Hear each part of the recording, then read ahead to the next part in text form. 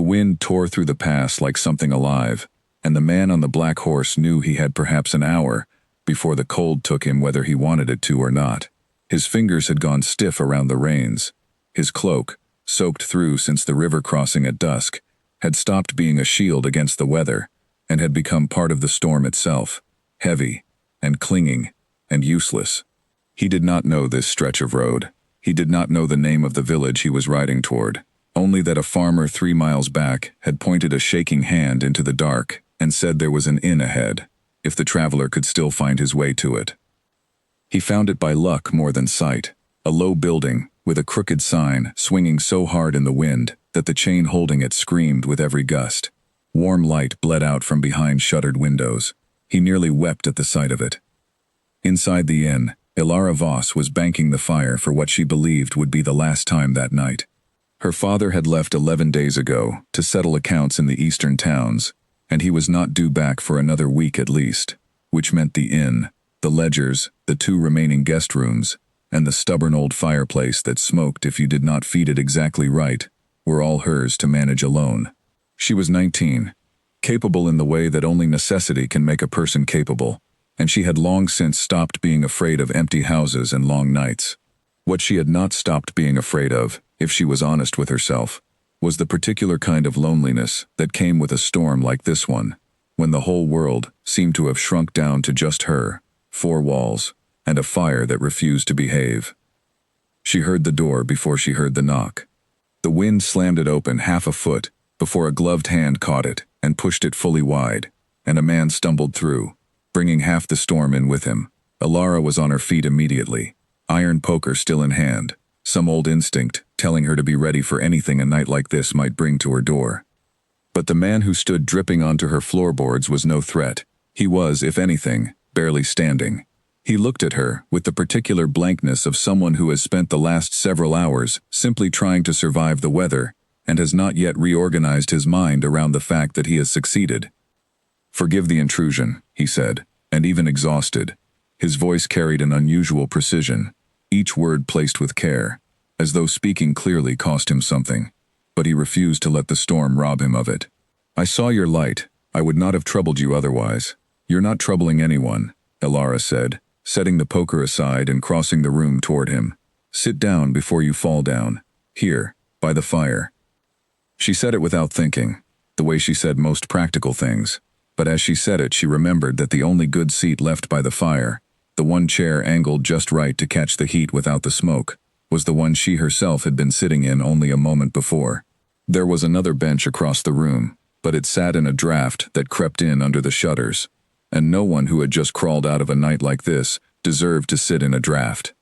She did not deliberate. She simply gestured toward her own chair, the good one, and the stranger, too tired to notice the sacrifice being made on his behalf, sank into it with a low sound of relief that was almost embarrassing in its honesty. "Thank you," he said, and closed his eyes for a moment, just breathing in the heat. Ilara moved quickly then, the way she always did when there was work to be done. She fetched a blanket from the shelf behind the bar and draped it over his shoulders without asking, because a man that cold did not need to be consulted on whether he wanted to be warm. She set a pot of water near the flame to heat, found the last of the bread from the evening meal, and cut a portion of cheese from the wheel her father kept locked in the cellar for paying guests. She was not thinking about payment. She was thinking about the color of the stranger's lips, which had gone the pale blue-gray of a man who had been cold for far too long, and about how quickly that color needed to change before it became something worse. "You didn't have to give up your seat," the man said, after a while, when some warmth had returned to his voice along with a little color to his face. "I could have taken the bench." "The bench is drafty," Ilara said simply, as though this settled the matter, because to her, it did. "You'd have frozen twice over before the fire ever reached you." He looked at her for a long moment then, an odd, searching look, as though she had said something far more significant than she believed she had. Ilara did not notice the weight of that look. She was already turning back toward the hearth, checking the water, her mind already moving on to the next practical task. "What is your name?" she asked, mostly to have something to say while she worked. There was a pause. Not a long one, but long enough that Ilara glanced back at him, curious. Ren, the man said. Just that. One word. Offered a beat too carefully for a name that should have come without thought at all. Just Ren? Just Ren, he said, and something in his tone made it clear that the subject was closed, at least for tonight. Ilara, who had grown up behind the bar of an inn that saw every manner of traveler pass through its doors, from honest merchants to men running from debts they'd rather not discuss, knew better than to press. Everyone who came through that door at night, soaked and shivering and alone, was running from something. It was rarely her business to ask what. She brought him the bread and cheese, and a cup of something warm and slightly spiced, that her father kept for guests who arrived looking the way this one did.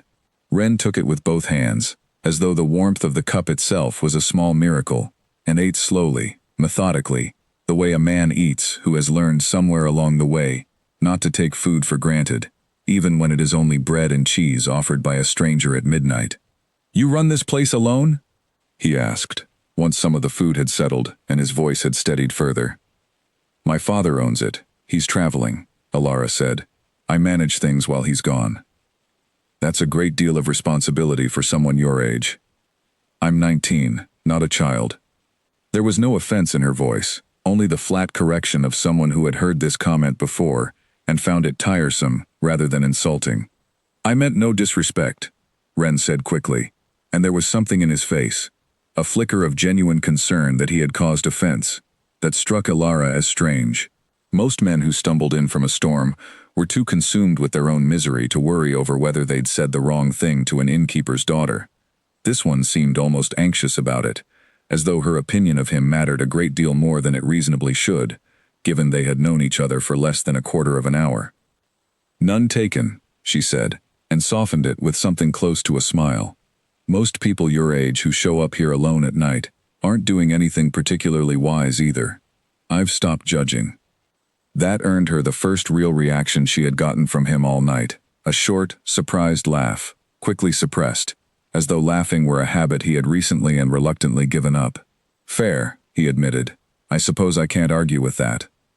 They fell into an easy quiet after that, the fire crackling between them, the storm outside beating uselessly against shutters that had weathered worse.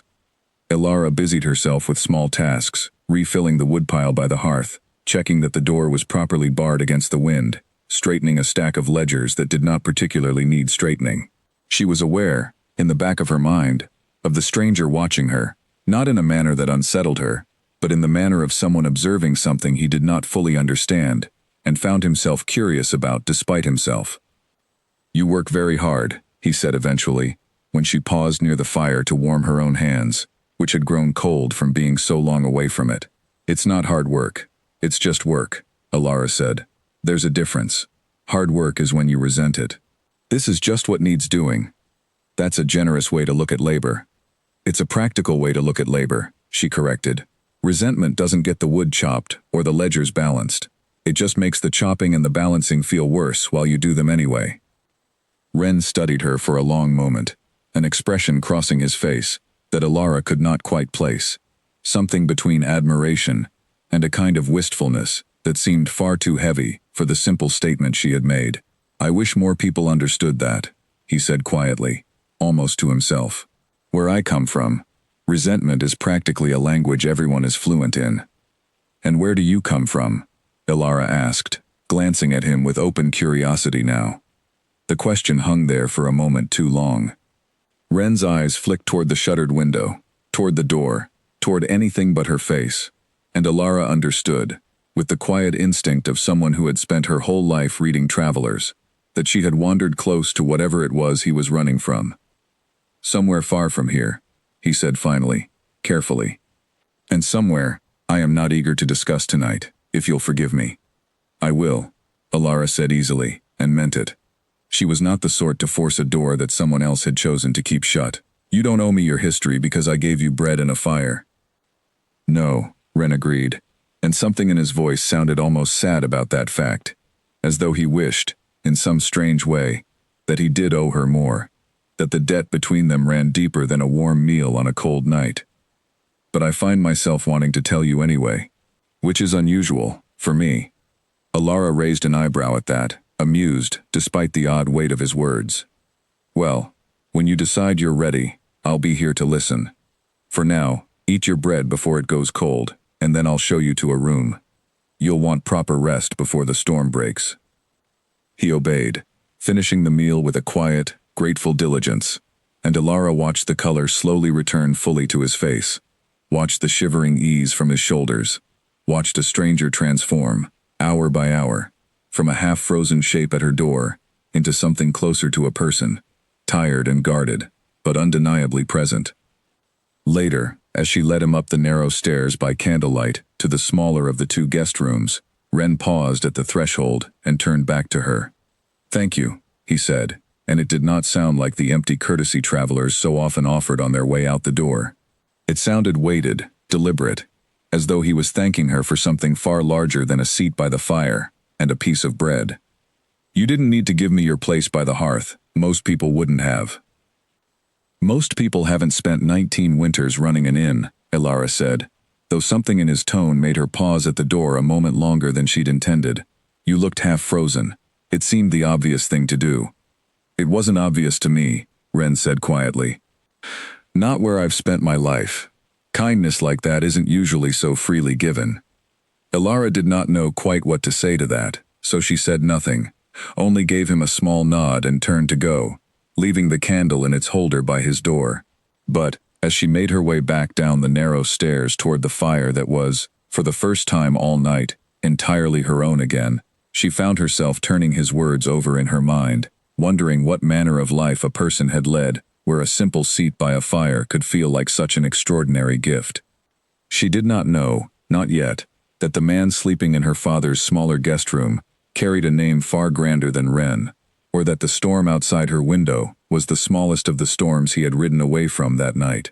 She only knew that something about him had unsettled the careful, practical order of her evening, and that despite every instinct telling her not to wonder about a stranger's secrets, she found herself doing exactly that as she banked the fire one final time, and finally, sat down in her own chair. Outside, the wind had not eased, but it no longer felt quite so much like an enemy.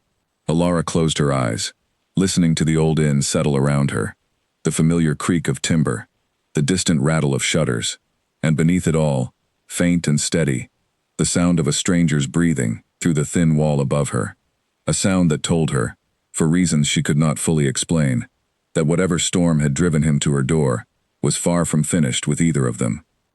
She fell asleep in her chair by the fire, and if she dreamed that night, she did not remember what of. But she woke before dawn to the smell of wood smoke and the quiet, careful sound of someone already awake, already moving somewhere above her, as though the man calling himself Ren had, in the space of one long and difficult night, already begun to feel less like a stranger passing through, and more like something the storm had delivered to her door on purpose. Alara sat up slowly, rubbing the stiffness from her neck, and listened.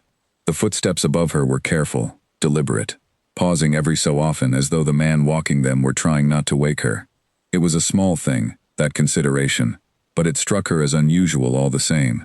Most travelers who stayed the night at her father's inn thought nothing of stomping about at whatever hour suited them, indifferent to whoever might still be sleeping below. This one seemed to be moving as quietly as the old floorboards would allow, and Alara found herself smiling faintly into the gray early light at the thought of a grown man tiptoeing across her guest room floor, out of simple courtesy. She rose, straightened her skirts, and set about reviving the fire properly, feeding it slowly until it caught with the low, steady roar that meant it would hold through the morning.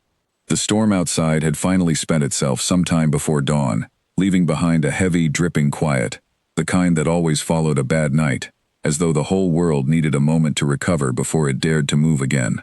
She opened the shutters just enough to see the yard outside, mud-churned and littered with broken branches, the black horse from the night before standing patiently near the small stable at the rear of the property, already fed and watered, she noted, though she had not been the one to do it. That surprised her more than the quiet footsteps had. She crossed to the rear door and stepped out into the cold morning air, and there, in the stable, she found the horse brushed down and settled, the stall mucked out properly, the water trough refilled. It was, she thought, remarkably well-tended work for a man who had arrived the night before half-frozen and barely able to stand. When she returned inside, Ren was descending the stairs, dressed now in dry clothes that, Alara noted with a small flicker of curiosity, were of considerably finer make than she had assumed the night before, when mud and rain had disguised their quality. The cloak he carried over one arm, though still damp, was lined with something that caught the firelight in a way ordinary wool never did. "You tended your horse yourself," she said, more an observation than a question. "You didn't need to. I'd have seen to it this morning." "I couldn't sleep," Ren admitted, a faint, self-conscious smile touching his mouth, "and it seemed a poor way to repay your hospitality, letting you do more work on my account than you'd already done." "You've done nothing but repay hospitality since you walked through that door," Alara said, moving past him toward the kitchen to see about breakfast. "First the horse. Now I imagine you'll try to chop wood or scrub the floors before you leave." "Would that be so unwelcome?" Ren asked, and there was something light in his voice now, something almost playful, a marked change from the guarded exhaustion of the night before. Alara glanced back at him over her shoulder, amused despite herself. It would be unusual. Most guests are eager to be gone the moment the storm clears, not looking for chores to do. "Perhaps I'm not in as great a hurry as most guests," Ren said, and though he said it lightly, there was a weight beneath the words that Alara noticed even if she could not name it. He looked, in the pale morning light, like a man who had woken up somewhere he had not expected to feel welcome, and found, to his own quiet surprise, that he did not want to leave it so quickly after all. She set a simple breakfast between them, oats and dried fruit, and the last of yesterday's bread warmed over the fire, and they ate together at the small table nearest the hearth, the conversation drifting easily between them, in a way that felt, to Alara, strangely comfortable for two people who had known each other less than half a day. He asked about the inn, about her father, about how long she had lived in these hills, and whether she had ever wished to see anywhere beyond them. She asked nothing in return about where he had come from, or where he intended to go, sensing that those doors remained closed, and finding, to her own surprise, that she did not mind waiting for him to open them in his own time. It was only as the morning wore on, and the sound of hoofbeats began to rise faintly from the road beyond the trees, that the easy comfort between them shifted, just slightly, into something more careful. Ren's head turned toward the sound, with a stillness that had not been there a moment before, his fork pausing halfway to his mouth, his eyes narrowing toward the window, as though he could see straight through the shutters to whoever was approaching. Alara noticed the change immediately, the way his shoulders had gone rigid, the way his breathing had gone quiet and controlled, like a man bracing himself for something he had hoped, however briefly, he might have escaped. "Is something wrong?" she asked. Ren did not answer right away. He set down his fork with great care, as though the simple act required his full concentration, and for a moment, in the gray morning light, Alara saw something cross his face that had not been there since he'd first stumbled through her door the night before, soaked and frozen, and entirely, briefly, without pretense. It was fear. Quiet, controlled, deeply practiced fear, the kind worn by a man who had learned long ago never to let it show plainly on his face, and yet here it was, plain enough for her to see. "No," he said finally, though his eyes stayed fixed on the window. "Nothing is wrong. Riders on the road, most likely. Nothing unusual for a morning after a storm." But his voice, careful and even, did not match the tension still sitting in his shoulders, and Alara, who had spent a lifetime reading the small tales of travelers passing through her father's inn, understood without being told that whatever the man calling himself Ren was running from had not stopped looking for him, storm or no storm, and that the quiet, comfortable morning they had shared was, perhaps, coming to an end far sooner than either of them would have liked. The hoofbeats passed the inn without slowing, fading into the wet morning air, until the road outside fell silent again, but Ren did not relax. He sat rigid at the small table, eyes fixed on the shuttered window, long after the riders had gone, and Alara watched him with growing unease, the easy warmth of their breakfast conversation now replaced by something far more careful. "They didn't stop," she said, more to break the silence than because she thought it needed pointing out. "No," Ren agreed, though his shoulders did not lose their tension, "not this time." "You expected them to." He looked at her then, and for a moment, she thought he might finally offer some explanation, some crack in the careful wall he had built around himself since the moment he'd walked through her door. But instead he simply shook his head, a small, tired motion, and reached for his cup of cooling tea as though the conversation had already ended. "I should not have said as much as I did," he murmured. "Forgive me. I don't mean to bring my troubles into your home." "You're not bringing anything into my home except yourself," Alara said. "And whatever you're not telling me, which, I'll admit, is starting to feel like rather a lot." A faint, rueful smile touched his mouth at that, though it did not reach his eyes. "You're perceptive." "I run an inn alone at 19, she said. "I'd have to be." He was quiet for a long moment, turning the cup slowly between his hands, and Alara let the silence sit, unwilling to press further than she already had. She had learned long ago that travelers revealed themselves in their own time, if they revealed themselves at all, and that pushing too hard only ever closed doors faster than patience did. "My name is not Ren," he said finally, quietly, as though testing the words before he fully committed to them. "Not entirely. It's part of it. A shortened piece." Alara said nothing, only waited, her hands still around her own cup, her eyes steady on his face. "I would rather not say the rest yet," he continued. "Not because I don't trust you. I find, rather strangely, that I trust you a great deal more than I have any reasonable cause to, given we met only last night in the middle of a storm. But there are reasons the rest of my name would change how you looked at me, and I find I am not ready for that change. Not yet." "You think I'd treat you differently," Alara said slowly, "if I knew who you really were." "I know you would," Ren said, and there was something almost sad in the certainty of it. "Everyone does. It's the one thing that never changes, no matter where I go." Alara considered this for a long moment, turning it over the way she turned over a difficult ledger entry, looking for the piece that didn't quite add up. "Then I won't ask," she said finally. "Not because I'm not curious. I am, terribly. But you clearly needed somewhere to simply be a man named Ren for a night, without the weight of whatever the rest of your name carries, and I'd rather give you that than satisfy my own curiosity." Something shifted in his face at that, something that looked almost like relief, and beneath the relief, something warmer still, an expression Alara did not have a name for but which made her feel, for reasons she could not entirely explain, as though she had just done something far more significant than simply agreeing not to ask a question. "Thank you," Ren said quietly. "You have no idea how rare that is. Most people, once they suspect there is more to learn, cannot help themselves. They pull and pull until the whole thread comes loose."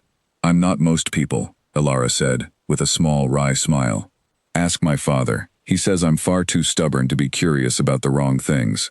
That earned her a genuine laugh this time, low and unguarded, and Alara found herself smiling in return, pleased in a way she had not expected to be by the simple sound of it. The tension that had gripped his shoulders since the hoofbeats passed seemed to ease, just slightly, and the morning settled back into something closer to the comfortable rhythm they had shared before the riders interrupted it. "You should eat something more," Alara said, standing to clear the table. "You've barely touched what's left, and you'll need your strength if you mean to travel today." "Must I travel today?" Ren asked, and though his tone was light, there was a genuine question beneath it, one that made Alara pause with the dishes still in her hands. "The storm has passed," she said carefully. "The road should be clear enough by afternoon, if that's what you're asking." "It is not entirely what I'm asking," Ren admitted, and there was something almost boyish in the way he said it, a hesitance that did not match the careful precision he'd shown the night before. "I find myself in no particular hurry to return to wherever I'm meant to be going, and this inn, and its company, has been the first restful place I've found in longer than I care to admit." Alara felt something warm and unfamiliar stir in her chest at that, and she busied herself with the dishes to avoid examining it too closely. "Well," she said, keeping her voice practical, "my father's not due back for another week, and the inn could certainly use an extra pair of hands, if you're truly not in a rush. Though I should warn you, I don't offer free lodging to guests who simply enjoy the company. You'd have to earn your keep." "I would be glad to," Ren said, and he said it with such immediate sincerity that Alara nearly dropped the cup she was holding. "Tell me what needs doing, and I will do it." And so, in the days that followed, the man calling himself Ren became, in the strangest and most unexpected way, a fixture of the small inn's daily rhythm.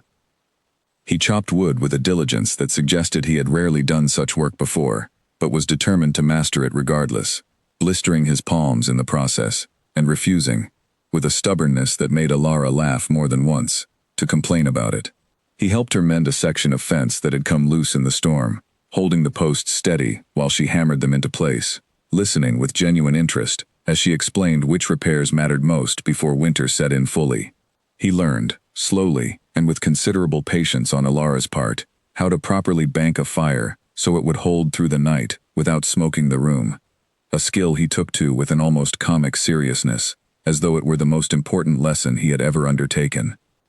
"You're doing it wrong," Alara told him one evening, watching him fumble with the kindling for the third time that week. "You're piling it too tightly. It needs air, or it won't catch." "I don't understand how something needs air to burn," Ren said, frowning at the fireplace with genuine puzzlement, "and yet too much air puts it out entirely." "That's just how fire works," Alara said, kneeling beside him, to rearrange the logs with quick, practiced hands. "Enough air to breathe, not so much it can't hold its own heat. Balance, mostly." "Balance," Ren repeated, watching her hands rather than the fire. "That seems to be the answer to a great many things, in your experience." "Most things worth doing well require it," Alara said, unaware of the weight in his gaze as she spoke. "Too much of anything, even good things, tends to ruin them." He was quiet for a moment, watching the flames finally catch properly under her guidance, and when he spoke again, his voice had gone soft, in a way she had not heard from him before. "I have spent most of my life without much balance at all," he admitted. "Everything I do is either far too much, or entirely forbidden. There has never been much room for the middle." Alara glanced at him, curious, but did not press, only settled back on her heels and let the fire warm them both in comfortable silence, the way it had that first stormy night, though everything about their circumstances now felt entirely different. There was no desperation in this quiet, no urgent need for warmth against a killing cold.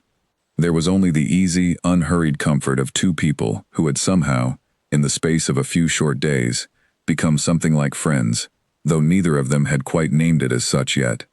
It was during these days that Alara began to notice things about Ren that did not quite fit the story of an ordinary traveler passing through hard times.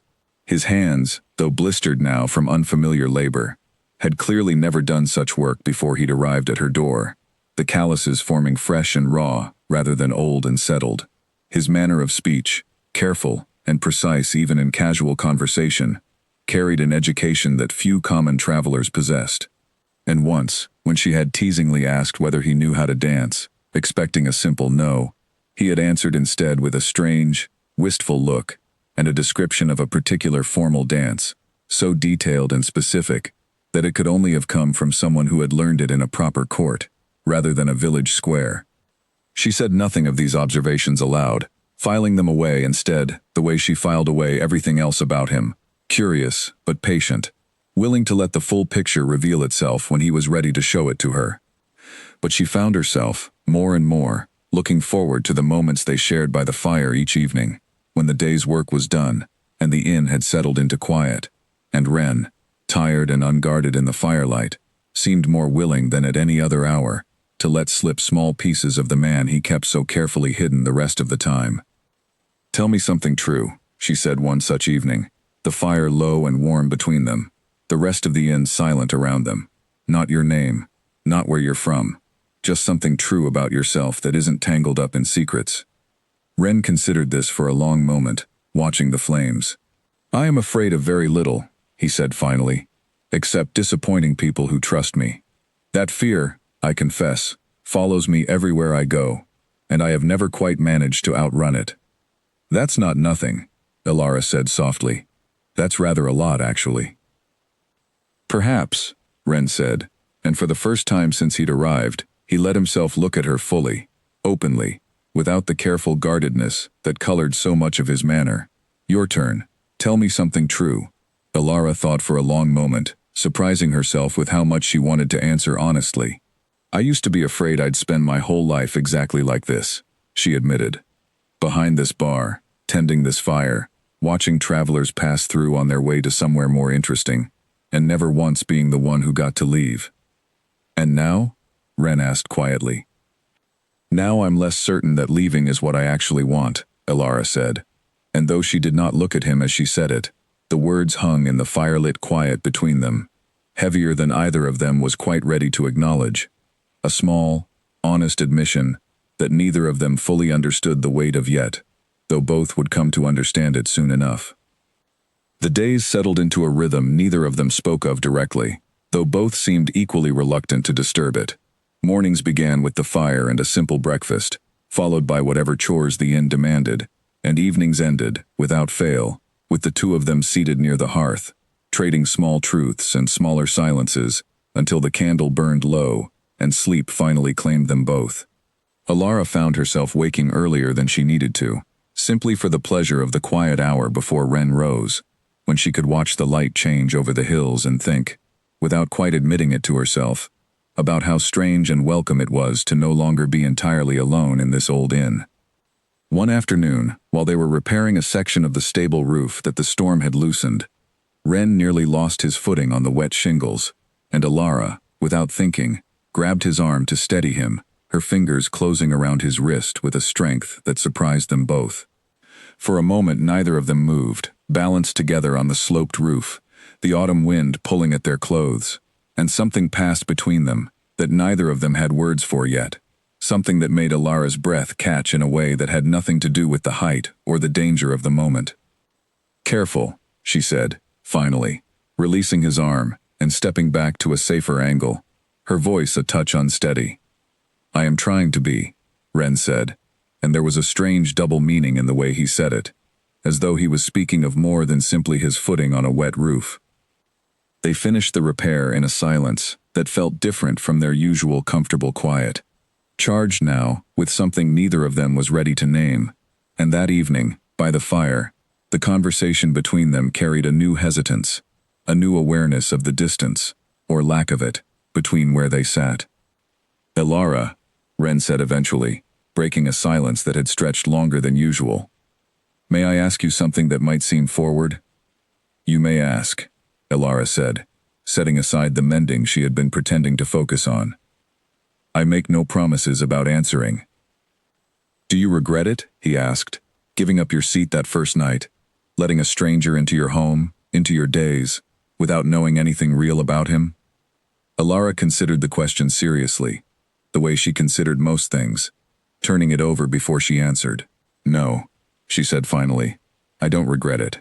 Whatever else you are, whatever you're not telling me, you've been kind and useful, and you've made these last few days considerably less lonely than they would have been otherwise. I'd give up that seat again, knowing what I know now, which admittedly isn't much." "That's more generous than I deserve," Ren said quietly. "Probably," Elara agreed, with a small smile to soften the word. "But I've never been particularly good at only being as generous as people deserve. My father says it will get me into trouble one day." "I sincerely hope it does not," Ren said, and though he tried to keep his tone light, there was something underneath it, some genuine worry, that made Elara look at him more closely. "Why do you say that, as though you mean it so seriously?" Ren hesitated, and for a moment, Elara thought he might finally tell her more, might finally let the careful wall come down another few inches. But instead he simply shook his head, a small, rueful motion, and reached for his cup instead of an answer. "Because the world is not always as kind as you are," he said finally, "and I would hate to see it take advantage of that kindness. That is all, nothing more mysterious than that." Elara did not entirely believe him, but she let it lie, sensing that whatever fear sat behind his words was not one he was ready to name aloud. Not yet, and perhaps not for some time. She had grown patient with his silences over these past days, had learned to read the shape of what he was not saying as clearly as she read what he did say, and she trusted, without quite knowing why, that when the moment came for him to tell her everything, he would. That night, after he had gone up to the small guest room that had somehow, without either of them remarking on it, become simply his room, rather than a traveler's temporary shelter, Elara sat alone by the dying fire, and allowed herself, for the first time, to fully acknowledge what had been building quietly in her chest since that first stormy night. She was not simply curious about the stranger who called himself Wren. She had, somewhere in the space of a handful of ordinary days, begun to care for him, deeply and without her full permission, in a way that frightened her rather more than any storm ever had. She did not know his true name.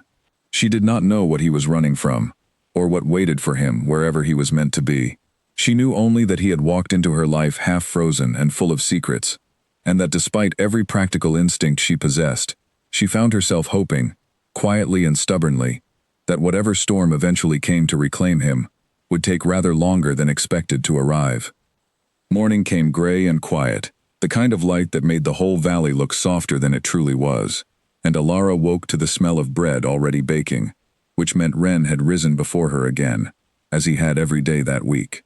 She found him in the kitchen, sleeves pushed up, flour dusted along one forearm, frowning with fierce concentration at a loaf that had clearly not turned out the way he'd hoped.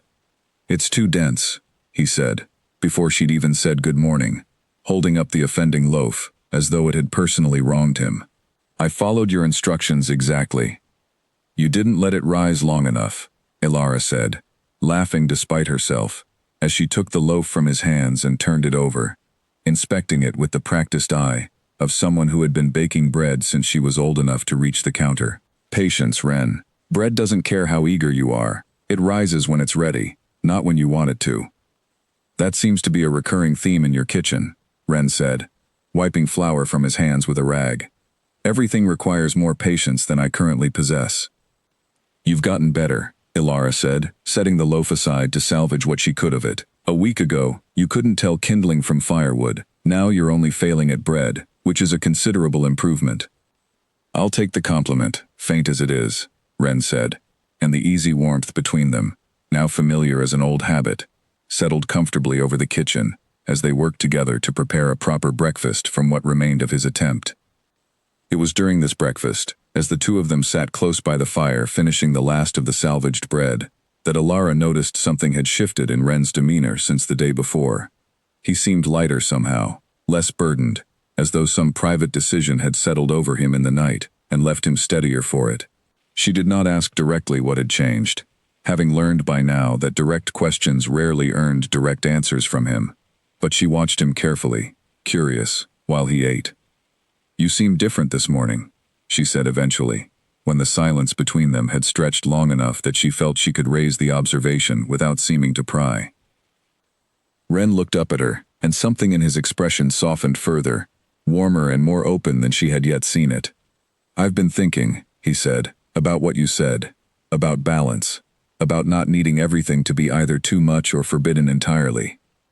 And I find I would like more of the middle ground," he said.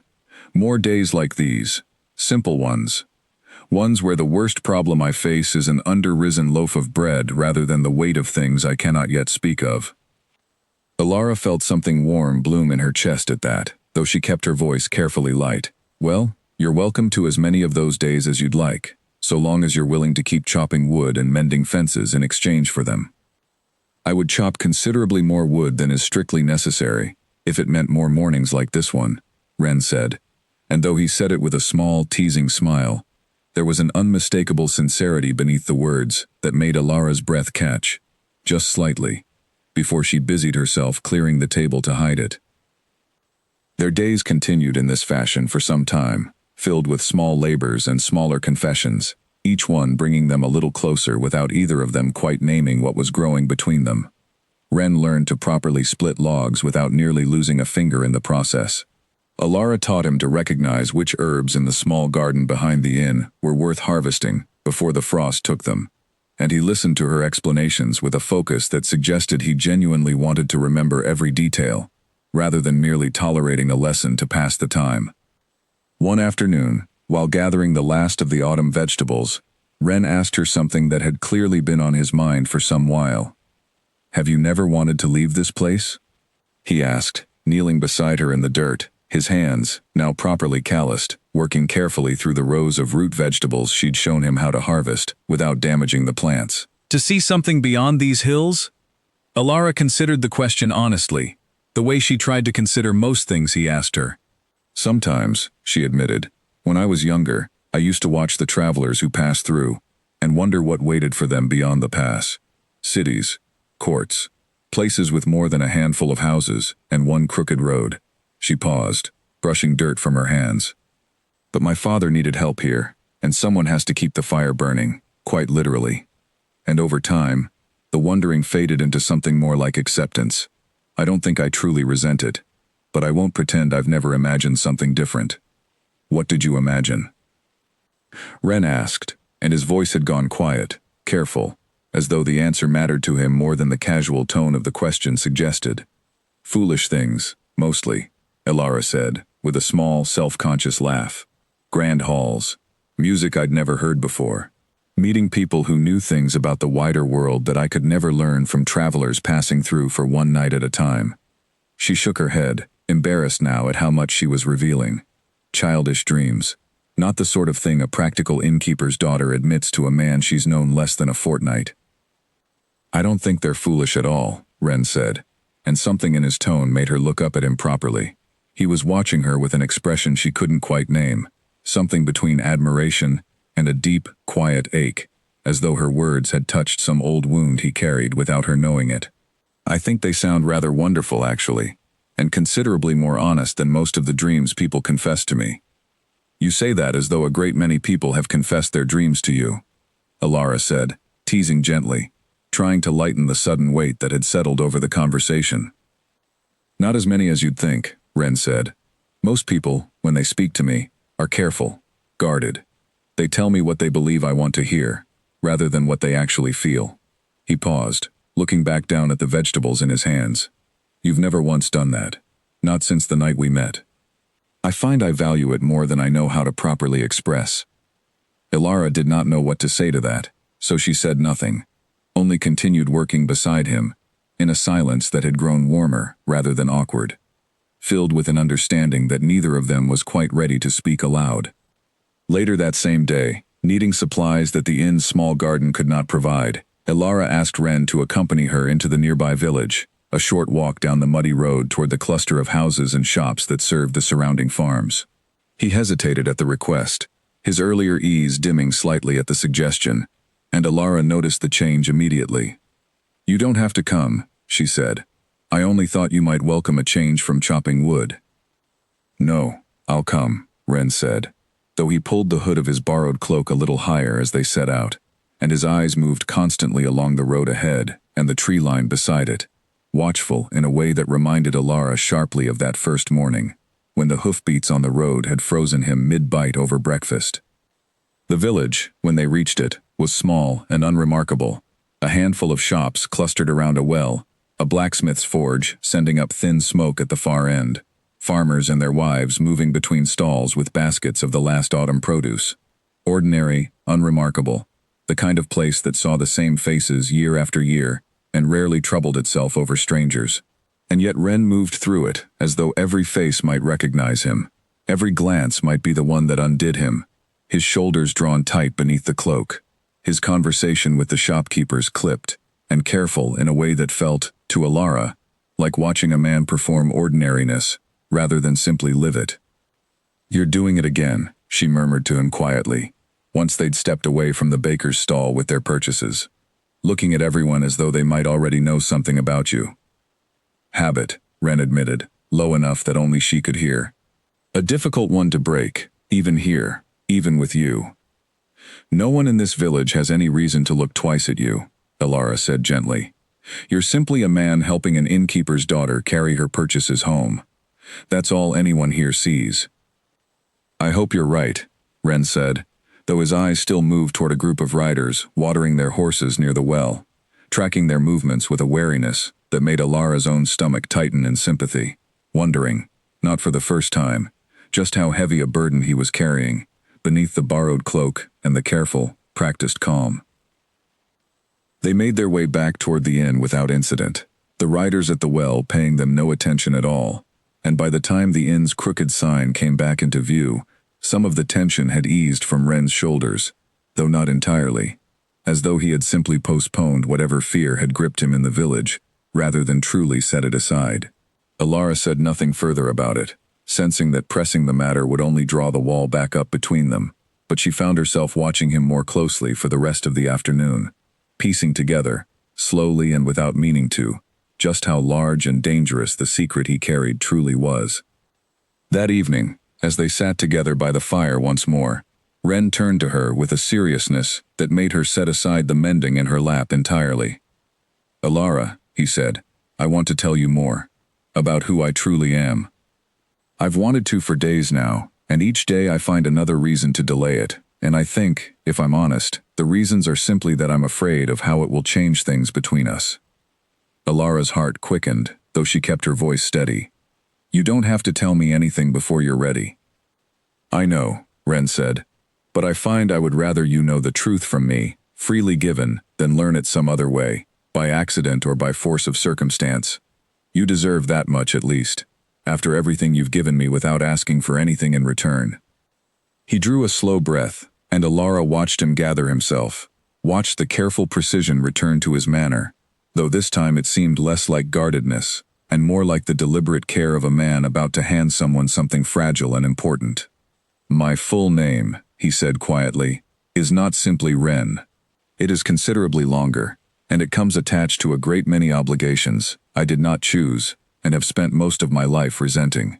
"Go on," Alara said softly, though something in her chest had already begun to tighten with anticipation, sensing that whatever came next would change the shape of everything between them, one way or another. Ren opened his mouth, closed it again, and took another slow breath, as though the words themselves were heavy things he had to lift one at a time. "Before I say it," he continued, "I need you to understand something. Whatever title comes with my name is not who I am. It is simply a weight placed on me before I was old enough to refuse it. I have spent years trying to separate the two, the man from the obligation, and I have rarely succeeded. But these past days, with you, I have felt closer to succeeding than I ever have anywhere else." "You don't need to convince me of anything," Alara said gently. "Whatever you tell me, I already know the man who chopped that wood and ruined that bread and tended his own horse rather than trouble me for it. A name won't change what I've already seen with my own eyes." Something in his face eased at that, a tension she hadn't fully noticed until it began to release. "I hope you're right," he said. "Though I confess, I've been wrong to hope that before, with others, and been disappointed by how quickly a title can rearrange the way a person is looked at." "I'm not most people," Alara reminded him, echoing words she had said before, and this time, he smiled properly at the repetition, some of his nervousness easing further. "No," he agreed, "you are decidedly not." He reached for his cup, more out of habit than thirst, turning it slowly between his hands as he gathered the last of his resolve. Alara waited, patient despite the quickening of her own heartbeat, watching the firelight play across his face, memorizing, without quite realizing she was doing it, every small detail of this moment, the crease of concentration between his brows, the careful way he held himself, as though bracing for a blow he had already decided to accept, regardless of how much it might hurt.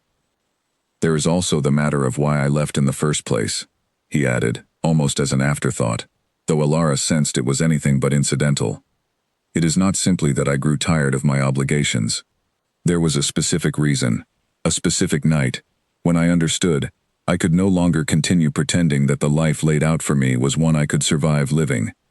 I would like to tell you that as well, in time, though I confess, it is harder to speak of than even my name." "Take whatever time you need," Alara said softly. "I'm not going anywhere."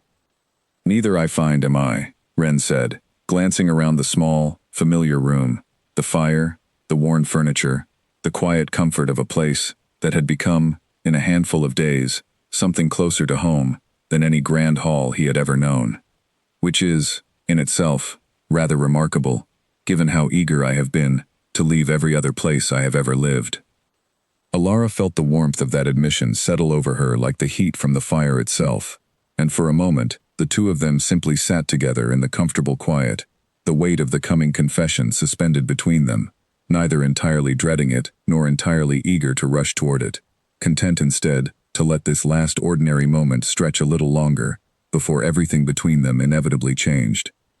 But before Ren could say another word, a heavy knock sounded at the front door of the inn, sharp and insistent, followed by the unmistakable jingle of harness and the low murmur of several voices outside, official and unhurried, in the particular way that suggested men accustomed to being obeyed rather than questioned. Ren went utterly still beside her, the color draining from his face in an instant, and Alara understood, with a sinking, certain feeling, that whatever he had been about to tell her was about to be told to her in a very different way than either of them had planned.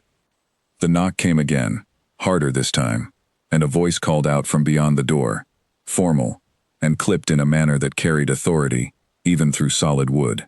"In the name of the House of Varnholme, open this door." Alara felt Ren go rigid beside her, his face draining of color entirely, his hands closing into fists against his knees, as though bracing for something physical, rather than merely a knock at the door. She looked at him, searching his face for some instruction, some sign of what he wanted her to do. But he seemed frozen, caught between the life he had built here in a matter of days, and the one now hammering at her front door demanding entry. "Go upstairs," she said quietly, already moving toward the door herself. "Quickly, I'll handle this." "Alara." "Go," she said again, firmer now, and something in her tone must have reached him, because he rose at last, silent and pale, and disappeared up the narrow staircase, just as she reached the door and drew back the bolt. 3 men stood on her doorstep, dressed in fine traveling clothes beneath heavy cloaks marked with an unfamiliar crest. A rearing stag worked in silver thread against deep blue cloth. Their leader, an older man with a neatly trimmed beard and the bearing of someone accustomed to being obeyed without question, looked past her into the dim interior of the inn with sharp, assessing eyes. "Good evening," he said, his tone polite but edged with impatience. "Forgive the late hour. We are searching for a man who may have passed this way in recent days, perhaps injured or in distress. Have you had any such traveler at your inn?" Alara kept her expression carefully neutral, drawing on every year she had spent behind this bar, reading travelers, and giving away nothing she did not wish to give. "We see travelers passing through most weeks, sir. Storms drive plenty of strangers to our door. Can you describe the man you're looking for?" The bearded man studied her for a long moment, and Alara held his gaze steadily, refusing to let the flicker of nerves in her stomach show on her face. "Tall," he said finally, "dark-haired, well-spoken, though he may be traveling in plain clothes to avoid notice. He would have arrived roughly a week ago, likely during the storm." Alara felt her heart pound against her ribs, but she kept her voice level. "We had a traveler during the storm, yes, a man matching that description, more or less. He stayed a single night and left the next morning, heading east, I believe, toward the river towns. I couldn't tell you more than that. We don't ask travelers their business, sir, only whether they can pay for their bed." It was a risk, the lie, and she felt the weight of it settle over her the moment the words left her mouth, but something in her refused to hand Ren over to these men, without at least understanding first why they wanted him, and what waited for him if they found him. The bearded man's eyes narrowed slightly, studying her face for any crack in the story, and for a long, tense moment, Alara feared he had seen through her entirely. But then he nodded, slow and measured, apparently satisfied, or at least unwilling to press further without better cause. "If he should return, or if you hear word of him," the man said, "send word to the garrison at Millbrook. There is a reward for information leading to his safe return. He is an important man whose absence has caused considerable concern." "I'll remember that," Alara said, and watched with careful composure as the 3 men mounted their waiting horses and rode off down the muddy road, back the way they had come, until the sound of hoofbeats faded entirely into the quiet night. She stood at the door a long moment after they had gone, her heart still hammering, the weight of what she had just done settling slowly over her. She had lied to armed men searching for a missing noble, on behalf of a stranger she had known barely more than a week, a stranger whose true name she still did not know. And yet, standing there in the cold night air, she found she did not regret it, not even slightly. When she finally climbed the stairs and found Ren waiting just inside his room, pressed against the wall beside the window where he had clearly been listening to every word exchanged below, his face was a mask of guilt and gratitude in equal measure. "You lied for me," he said quietly, before she could speak. "You had every reason not to. You don't even know why they're looking for me." I know they called you an important man, Alara said, closing the door softly behind her. I know you've been afraid since the moment you arrived here, jumping at every sound of hoofbeats on the road. And I know that whatever you're running from frightened you enough to leave everything behind rather than face it. That was enough for me. It shouldn't have been, Ren said, running a hand through his hair, agitation clear in every line of his body. Alara, you don't understand what you've just done. If they discover you lied to them, then I'll deal with that when it happens, Alara said firmly. Right now, I want to understand what exactly I've just risked myself for. I think you owe me that much, at the very least. Ren looked at her for a long moment, something raw and unguarded finally breaking through the careful composure he had maintained since the moment he'd arrived. You're right, he said quietly. You deserve the truth, all of it, especially now. He sank down onto the edge of the narrow bed, and Alara took the single chair across from him, waiting, her heart still racing from the encounter downstairs, bracing herself for whatever came next. My name, Ren said slowly, deliberately, as though each word cost him something, is Aldrich. Aldrich Varnholme. I am the Duke of Varnholme, though I have spent every day since I was old enough to understand the title, wishing I were anyone else entirely. The silence that followed stretched long and heavy between them. Alara had heard the name Varnholme before. Of course, everyone in the region had. A great house far to the north, wealthy and powerful, its lands stretching across 3 provinces. She had never imagined, not for a single moment, that the man chopping her firewood and ruining her bread and tending his own horse in her modest stable was connected to a name so grand. A duke, she said finally, testing the word aloud, as though it might explain itself if she said it slowly enough. You're a duke. I am, Aldrich confirmed, watching her face carefully, searching for the change he had warned her about days before, the shift in how she looked at him that always came once people learned the truth of who he was. But Alara found, to her own quiet surprise, that the man sitting across from her did not look any different than he had a moment before. He was still the same man who had blistered his hands learning to chop wood, who had tiptoed across her floorboards at dawn to avoid waking her, who had confessed his fear of disappointing those who trusted him as though it were the truest thing about himself. A title, however grand, did not erase any of that. Why did you leave? She asked instead, her voice gentler now. What could possibly be worth running from a dukedom, worth risking men hunting you down on the road? Aldrich was quiet for a long moment, gathering himself, and when he finally spoke, his voice carried a weariness that seemed to stretch back years rather than mere days. I was to be married, he said, to a woman I had met only twice, chosen for the alliance her family's lands would bring, not for any affection between us. The wedding was to take place within the month, and on the night before I was meant to formally announce the betrothal before the full court, I simply left. I could not do it. I could not spend the rest of my life bound to an arrangement built entirely on land and politics, with no room in it for anything real. Alara listened, her heart aching in a way she had not expected, imagining the desperation that must have driven a man of his position to abandon everything, rather than face a life he could not bear. And now they're searching for you, to bring you back to it. They're searching for me, because a dukedom cannot simply disappear, Aldrich said grimly. Because whatever I want, however much I might wish otherwise, there are obligations attached to my name that do not vanish, simply because I ran from them for a week. Eventually, Alara, I will have to face what I left behind. I have known that since the moment I rode away. I simply wanted, before I did, a handful of days that belonged entirely to myself, days like the ones I've had here, with you.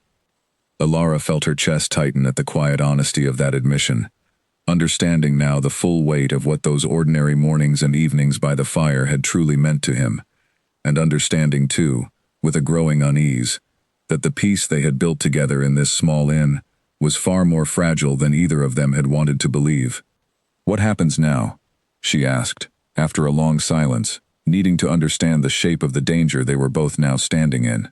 If those men come back, if they search the property properly, instead of simply asking questions at the door. I don't know, Aldrich admitted. I have never run from anything before this.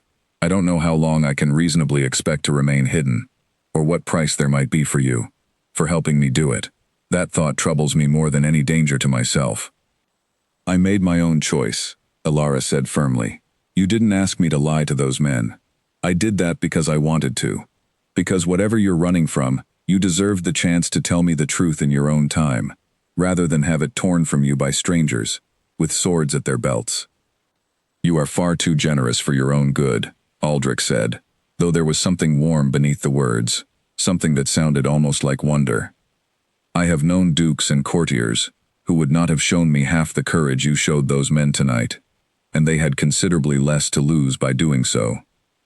I'm not looking for praise, Alara said, though a small, involuntary smile touched her mouth despite the gravity of the conversation. I'm looking for a plan.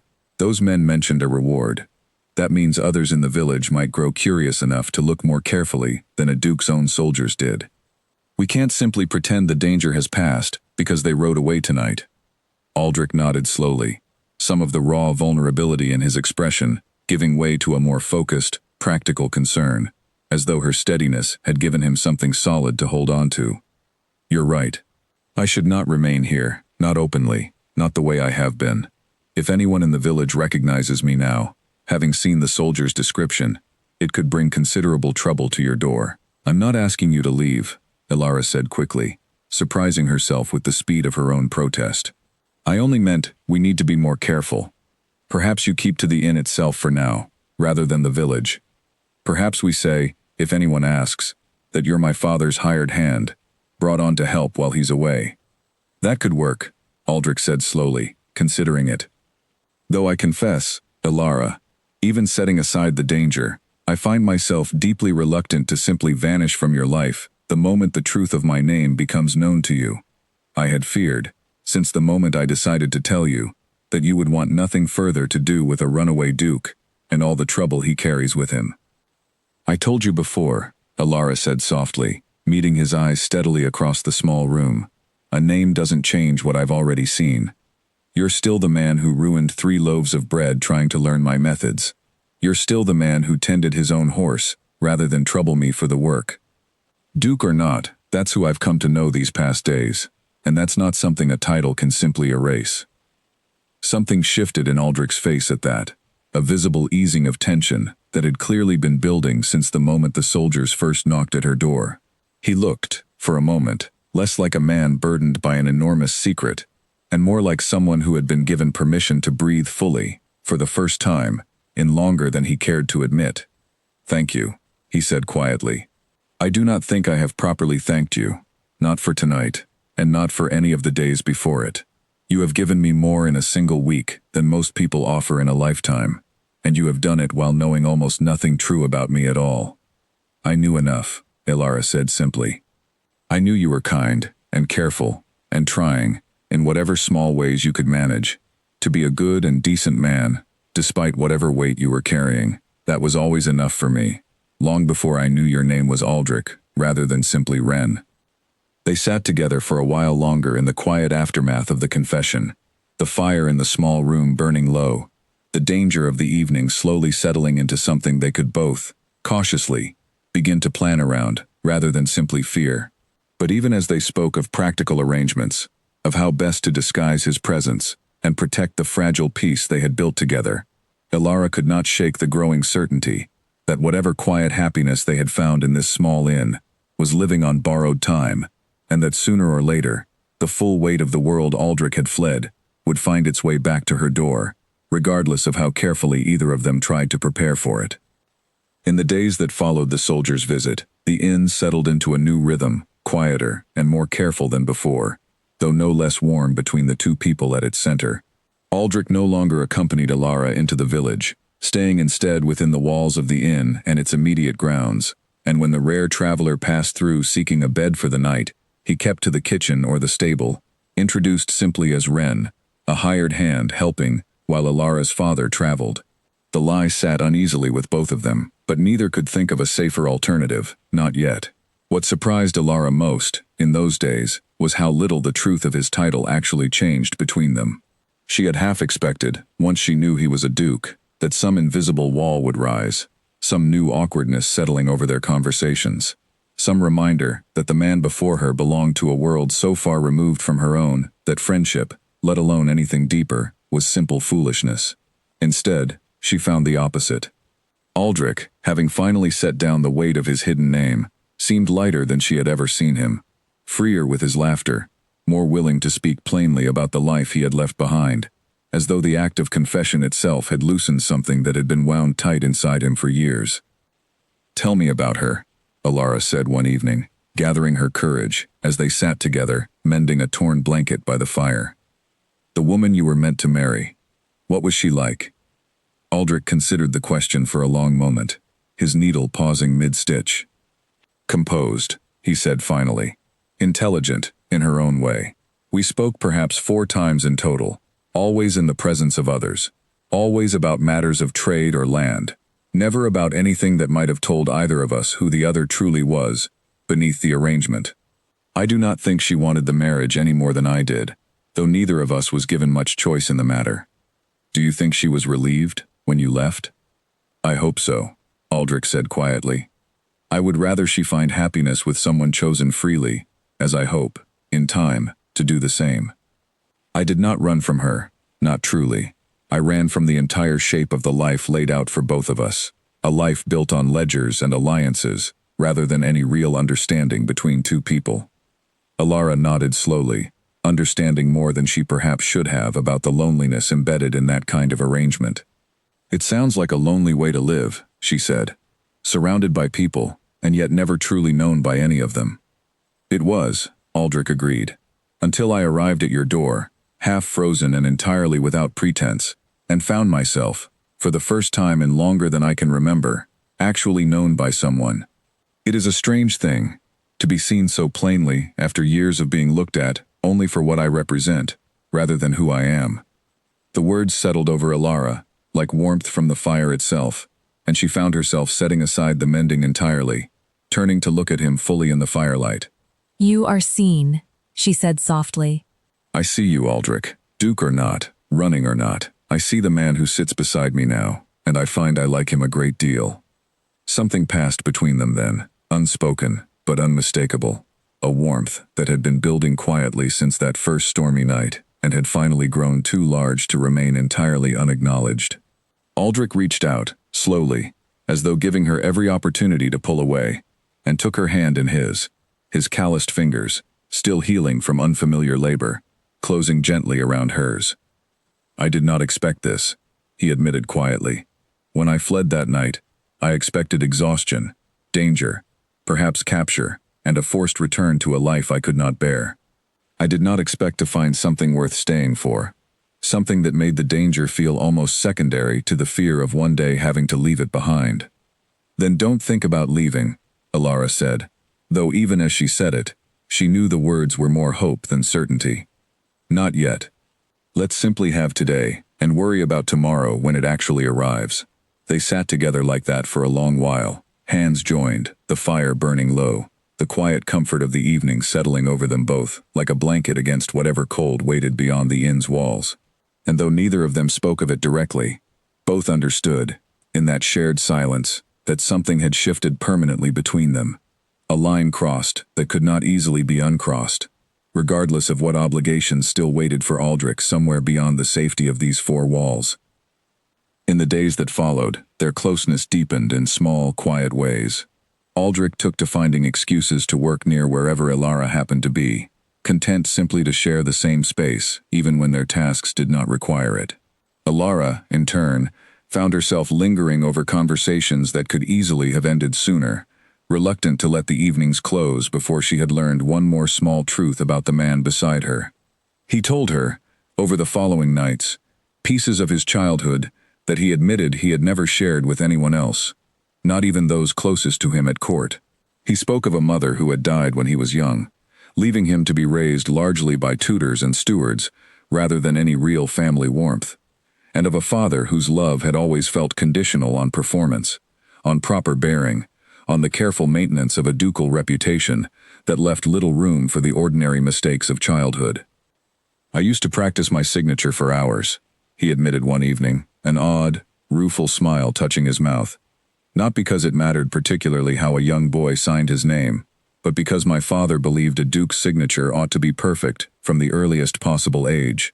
A small thing that would somehow prove I was fit for the title, before I had any real understanding of what the title even meant. That sounds exhausting, Elara said softly. To be trained for a role, before you're even old enough to understand what you're being trained for. It was, Aldrich agreed.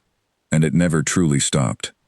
Every year brought some new lesson in bearing, in diplomacy, in the proper management of lands I would not inherit for years yet. I do not think I was ever simply allowed to be a child, not the way I imagine you were, running through hills and learning to bank a fire because it needed doing, rather than because someone required it of you as a lesson in duty. Elara felt a pang of sympathy at that, imagining a childhood so carefully managed, so devoid of the simple, unstructured freedom she had always taken for granted, even amid the responsibilities of the inn. "I'm sorry," she said quietly. "That sounds like a great deal to carry, even before the marriage arrangement made it worse." "It was," Aldrich said again, "until now, until these past weeks, with you. I find I have laughed more since that storm drove me to your door than I laughed in the 10 years before it combined. That is not an exaggeration, Elara. It is simply the truth, however strange it sounds." Elara did not know how to respond to something so plainly and vulnerably offered, so she simply squeezed his hand, the gesture saying what words could not quite manage, and they sat together in the firelight a while longer, two people who had begun, against every reasonable expectation, to build something real and lasting, out of stolen days and borrowed time. A few days later, Elara suggested they walk the ridge behind the inn, a path she had known since childhood, one that climbed above the tree line and offered a clear view of the whole valley below, and Aldrich agreed readily, glad of any excuse to stretch his legs beyond the confines of the property, provided the path stayed well clear of the village road. They climbed together in comfortable quiet, the autumn air sharp and clean, the leaves beneath their boots crackling with the particular dry sound of a season nearly spent. At the top, they paused to catch their breath, and the valley spread out below them in a wide, golden sweep, the inn a small dark shape at its center, smoke rising thin and steady from its chimney. Aldrich stood for a long moment simply looking at it, and Elara watched his face rather than the view, curious what he saw in it. "It's beautiful," he said finally. "I don't think I've properly looked at land in years without immediately calculating its worth, its yield, what taxes it might bear or what dispute it might one day cause between neighboring holdings. It is strange, and rather wonderful, to simply look at something and see only its beauty. That's rather a sad way to look at the world," Elara said gently, coming to stand beside him. "It is," Aldrich agreed. "I hadn't fully realized how sad until I stopped doing it. Everything here, since I arrived, I have simply been allowed to see as it is, rather than as some ledger entry waiting to be calculated. The fire is simply warm. The bread is simply bread, badly made or otherwise. You are simply—" He paused, seeming to catch himself, a faint color rising in his face. "I'm simply what?" Elara asked, amused, despite the sudden warmth spreading through her chest. "Remarkable," Aldrich said finally, quietly, meeting her eyes without flinching from the word. "Not because of anything you've done for me, though that alone would be remarkable enough, simply because of who you are. I have met countesses and ambassadors' daughters raised from birth to be admired, and none of them carried themselves with half the quiet certainty you carry, simply managing an inn alone in the hills." Elara felt her breath catch at the sincerity in his voice, and for a long moment neither of them spoke, the wind moving softly through the bare branches around them, the valley stretched golden and quiet below. It was Aldrich who finally broke the silence, though his voice had gone low and careful, as though he were treading on ground he was not certain he had permission to walk. "I know I have no right to ask this of you," he said. "I have brought nothing but danger to your door since the night we met, and I cannot promise what tomorrow holds for either of us. But I find I cannot climb this ridge with you, cannot watch you look at this valley with such open affection, without telling you plainly that whatever is growing between us, I do not wish to pretend it away simply because my circumstances are complicated." "They are rather complicated," Elara agreed, though a smile tugged at her mouth despite the gravity of the moment. "A duke and an innkeeper's daughter. I imagine there's no shortage of people who would say this is foolish, beyond reason." "There is not," Aldrich admitted. And yet I find I have never in my life cared less what those people might say.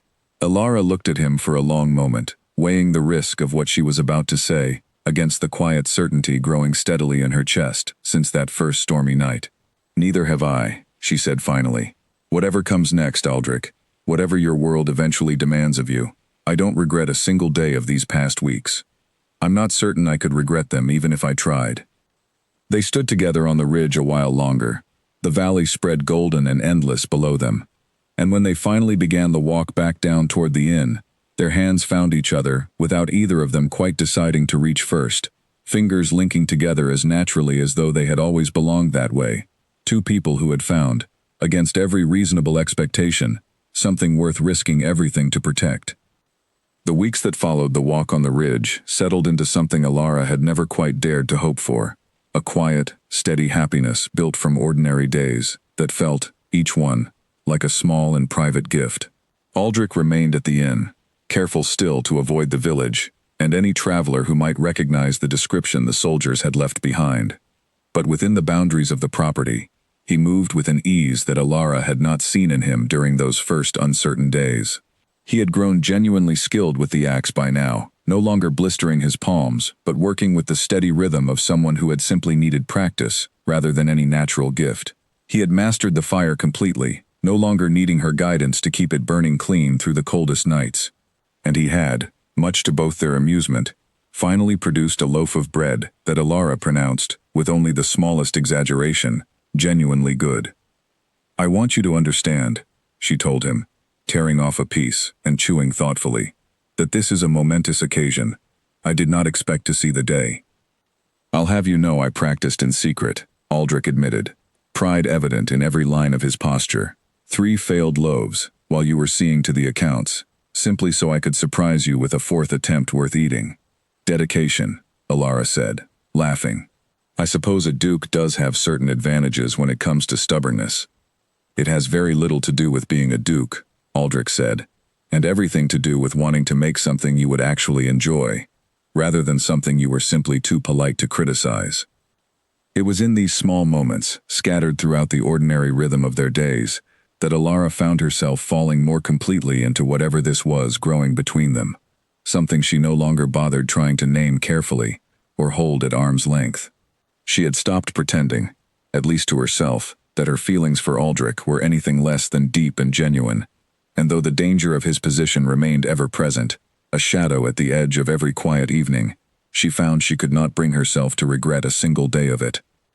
Aldrich, for his part, seemed equally committed to the small, deliberate labors of their shared life, though Alara noticed, as the weeks passed, an occasional shadow crossing his face when he thought she was not watching, a distant, troubled look that spoke of thoughts he was not yet ready to share. She asked him about it once, gently, as they worked together mending the inn's back fence, and he had simply shaken his head and offered a reassuring smile that did not quite reach his eyes. "It's nothing," he said. "Only old habits of worry that take longer to unlearn than the rest." She let it lie, trusting that whatever troubled him would surface in its own time, the way so much else about him had. But she found herself watching him more closely in the days that followed, noticing the way his eyes sometimes lingered on the road beyond the trees, the way his hands occasionally stilled mid-task, caught in some thought he did not share. It was her father's letter, arriving unexpectedly by courier one gray afternoon, that finally forced the shadow Aldrich had been carrying into the open. Alara read the letter twice through, her brow furrowing with each pass, before setting it down on the table with a troubled sigh. "My father's business has concluded sooner than expected," she said. "He'll be home within the week." Aldrich, who had been stacking firewood near the hearth, went very still at the news, and Alara watched the careful, practiced composure settle back over his features, the same mask he had worn that first morning when the hoofbeats passed on the road. "That is good news," he said, though his voice lacked conviction. "You've missed him, I imagine." "I have," Alara agreed. "But Aldrich, you know as well as I do that my father is not a foolish man. He'll notice immediately that his hired hand chops wood, like someone who learned the skill only recently, and speaks with an education no farmhand ever possessed. He'll ask questions I'm not certain either of us is prepared to answer. Then perhaps I should be gone before he arrives, Aldrich said quietly, and something in his tone, some deep reluctance beneath the practical suggestion, made Ilara's chest tighten painfully. "Is that what you want?" she asked, unable to keep a slight tremor from her voice. "No," Aldrich said immediately, setting down the firewood and crossing to where she stood. "No, Ilara, that is very nearly the last thing I want. But I also do not wish to bring further complication into your life, or force you to choose between honesty with your father and continued protection of a secret that was never fairly yours to carry in the first place." Ilara considered this, her mind working through the problem with the same practical determination she brought to every difficulty the inn presented. "What if we simply tell him the truth?" she said finally. "My father is no fool, but neither is he cruel or unreasonable. If he understands the danger you fled, and the reasons behind it, I believe he would help protect you rather than expose you." "You would trust him with something this dangerous?" Aldrich asked, searching her face carefully. "I would trust him with my life," Ilara said simply. "He has earned that trust every day since my mother died, managing this inn and raising me largely alone, without complaint, without ever once making me feel like a burden rather than a daughter he was proud to raise. If anyone can be trusted with the truth of who you are, it's him." Aldrich was quiet for a long moment, weighing her words carefully, and when he finally nodded, it was with the particular gravity of a man committing to a decision he could not easily undo. "Then we tell him," he said, "together, when he arrives. And whatever he decides, I will accept it, whether that means leaving quietly or facing whatever consequences come from a merchant learning he has been unknowingly harboring a runaway duke." "He won't ask you to leave," Ilara said, with more confidence than she perhaps entirely felt. "Not once he sees what I've seen these past weeks. Not once he understands what you mean to me." The admission hung in the air between them, more direct than anything Ilara had allowed herself to say aloud before, and Aldrich's expression shifted, something warm and hopeful breaking through the worry that had clouded his features since the letter arrived. "What do I mean to you, Ilara?" he asked softly, closing the last of the distance between them. "Everything," she said, and the word, simple as it was, carried the full weight of every quiet evening, every shared confession, every small kindness, traded back and forth across the fire, since that first stormy night. "You mean everything to me, Aldrich, title or no title, danger or no danger. I don't know how else to say it plainly." He reached for her then, gently, and for a long moment, they simply stood together in the quiet kitchen, the fire crackling nearby, the weight of the coming days settling over them both, uncertain but no longer faced alone. In the days before her father's expected return, Ilara found herself preparing not only the inn, but her own thoughts, rehearsing quietly in her mind how she might explain to a practical, hard-working merchant that his daughter had spent the past several weeks falling in love with a runaway duke, while soldiers combed the countryside searching for him. Every version of the conversation she imagined seemed to end poorly, and yet she found, curiously, that her nerves centered less on her father's reaction and more on the simple hope that he would come to see in Aldrich what she had come to see herself. Aldrich, for his part, spent those same days in a state of quiet, focused preparation, entirely unlike him. He asked Ilara detailed questions about her father, about his temperament, his history, the particular things that mattered most to him, as though studying for an examination he was determined not to fail. He wanted to understand, he explained, not simply how to avoid her father's anger, but how to properly earn whatever trust might be possible between them. "He values honesty above nearly everything else," Ilara told him one evening, as they sat together going through the ledgers that had accumulated during her father's absence. "He built this inn from nothing, you understand. No family wealth behind him, no name to open doors. Every bit of what he has, he earned through plain dealing and hard work. He has little patience for people who hide behind titles or pretend to be something they are not. Then perhaps my honesty, when it finally comes, will count for something," Aldrich said. "I have hidden behind nothing since telling you the truth, Ilara. Whatever your father decides of me, I intend to meet him with nothing but plain dealing, the same as he has always valued." "That's the right approach," Ilara said, offering him a small, encouraging smile. "Though I'll warn you now, he can be gruff before he's properly warmed to a person. Don't mistake his bluntness for dislike." "I've faced considerably sharper tongues at court," Aldrich said, with a wry smile of his own. "I believe I can manage one honest merchant, however gruff his manner." The morning her father finally arrived, dust-covered and weary from the long road, Ilara met him at the door with an embrace that lasted longer than usual, and Aldrich hung back near the hearth, watching the reunion with a careful, respectful distance, allowing father and daughter their moment before any difficult conversation began. Her father, a broad, weathered man named Harwin Voss, studied the stranger by the fire, with sharp, assessing eyes even as he returned his daughter's embrace, missing nothing, Ilara knew, of the unfamiliar presence in his own home. "And who is this?" Harwin asked, once the initial warmth of homecoming had settled, his gaze fixed steadily on Aldrich. "Father," Ilara said, drawing a steadying breath, "there is a great deal I need to explain to you, and I would ask that you hear all of it before you form any judgment." Harwin's brow furrowed, but he nodded slowly, settling into the chair nearest the fire with the patient, deliberate manner of a man accustomed to hearing out difficult accounts before rendering a verdict. "Go on then," he said. "I've traveled 3 weeks to get home. I imagine I can spare the time to hear you out properly." And so, with Aldrich standing quiet and steady beside her, Ilara told her father everything, from the storm that first brought a stranger to their door, to the soldiers who had come searching, to the truth of the name Aldrich carried, and the reasons he had fled the life attached to it. She spoke plainly, without embellishment, trusting her father's own values of honesty to serve her better than any careful persuasion might have. Aldrich, when his turn came, spoke with equal honesty, admitting freely to the danger his presence had brought to the inn, and to the depth of feeling that had grown between himself and Ilara in the weeks since.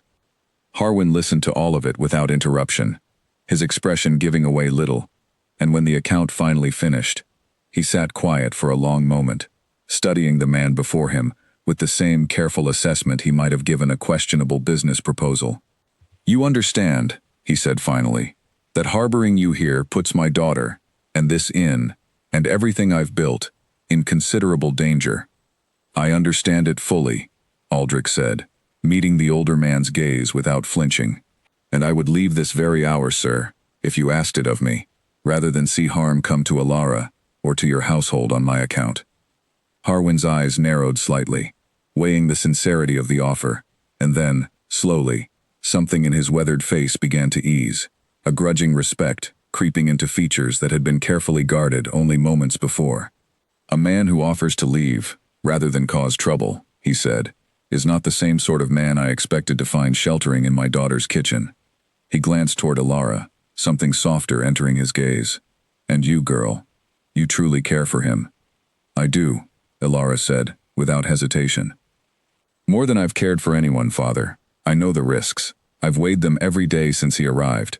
I don't ask you to approve, only to understand why I've done what I've done." Harwin was quiet a long moment more, and then, finally, he let out a slow breath, some of the tension leaving his broad shoulders. "Well," he said gruffly, "I've never yet turned away a man willing to work honestly for his keep, duke or otherwise. And I'll not pretend I haven't noticed how much lighter your letters sounded these past weeks, Ilara, compared to the ones you sent before he arrived." He fixed Aldrich with a stern, measuring look. "But hear me plainly, young man. If your presence here brings ruin down on this family, title or no title, I'll not forgive it easily." "I would not ask you to," Aldrich said quietly, gratitude plain in his voice. "Thank you, sir. You have no notion how much this means to me." Whatever her father's return might bring, whatever danger still waited beyond the inn's walls, the Gower, Ilara found she was no longer afraid of it in the way she might once have been, not so long as she faced it standing beside the man she had, against every reasonable expectation, come to love.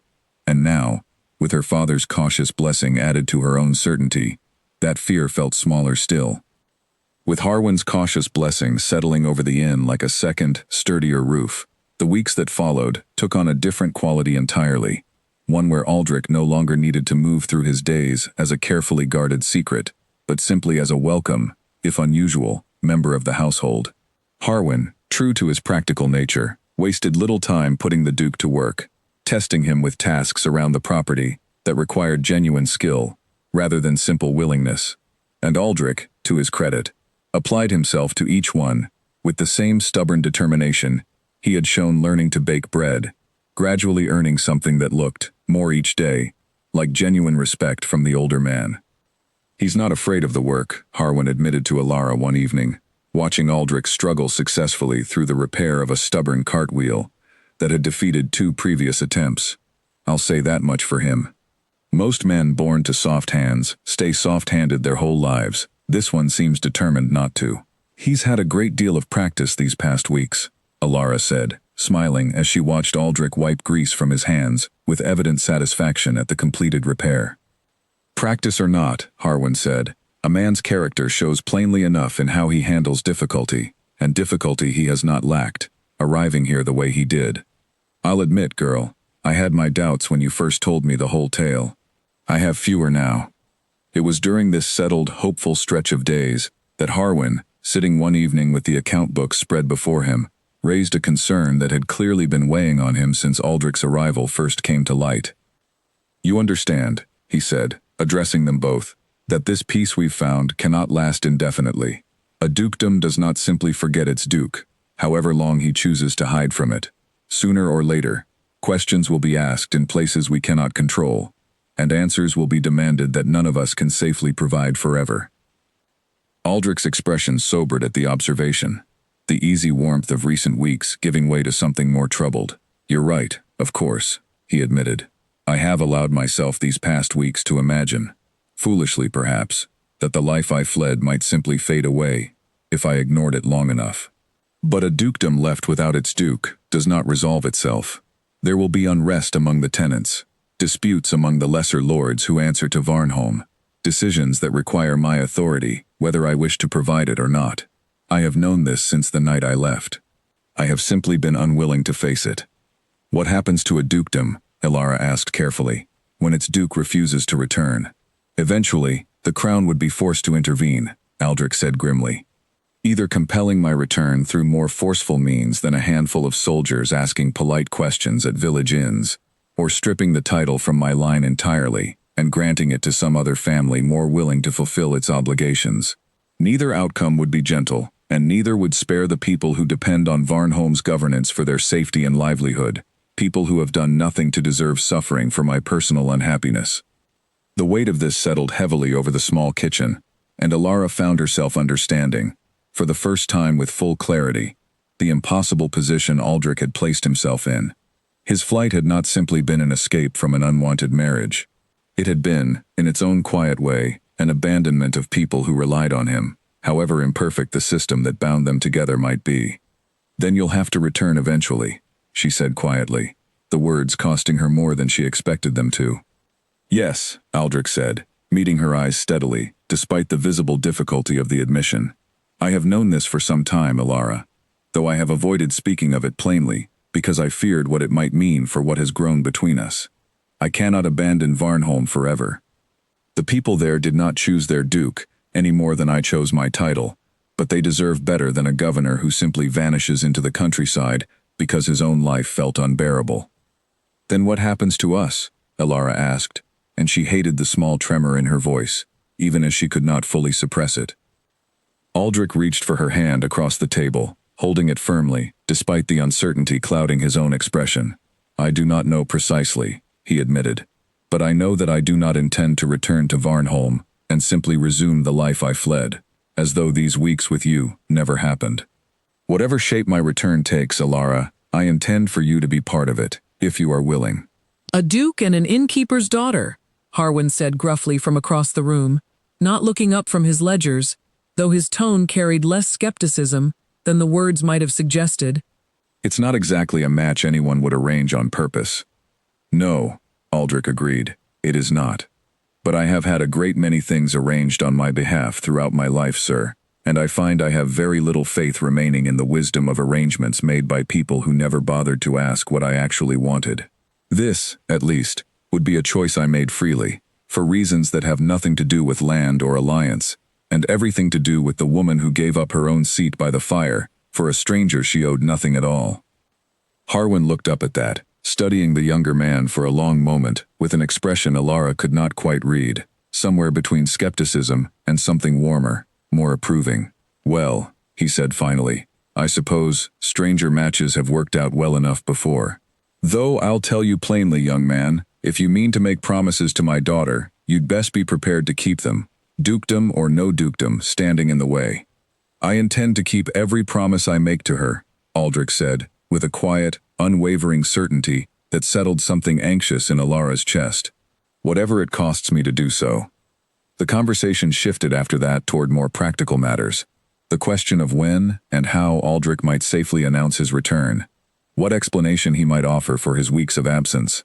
How best to protect Alara and her father from any consequence that might follow such an announcement. But beneath the practical planning, Alara found herself holding tightly to the promise Aldrich had just made, turning it over in her mind long after the conversation had moved on to other matters, allowing herself, cautiously, to hope that whatever came next, they might yet find a way through it together. That night, after her father had retired and the fire had burned low, Aldrich found her still awake, sitting alone by the dying embers, her mind too full of worry to allow for sleep. He settled beside her without a word, taking her hand once more, and for a long while, they simply sat together in the quiet, the weight of the coming days pressing against them both, but no longer entirely unbearable, softened by the simple fact of not having to face it alone. I'm frightened, Alara admitted finally, breaking the silence. Not of the danger, not really. Of losing this. Of you returning to that world and finding it easier to simply let these weeks fade into memory. A pleasant dream you had once during a difficult time in your life. That will never happen, Aldrich said firmly, turning to face her fully. Alara, I have spent my entire life performing a role I never chose, surrounded by people who valued my title far more than they valued me. You are the first person who ever looked at me and saw simply a man, worthy or unworthy, entirely on his own merits. I could not forget that if I tried, and I have no intention of trying. Whatever waits for me at Varnholme, I intend to face it as a man determined to bring you into that life, not to leave you behind in this one.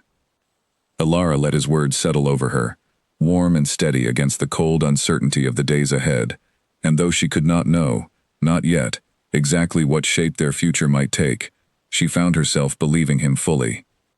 In the days that followed, Harwin proved himself a more thoughtful ally than either of them had expected, drawing on decades of experience navigating difficult negotiations with wary merchants and suspicious officials, to help Aldrich think through the practical realities of his eventual return.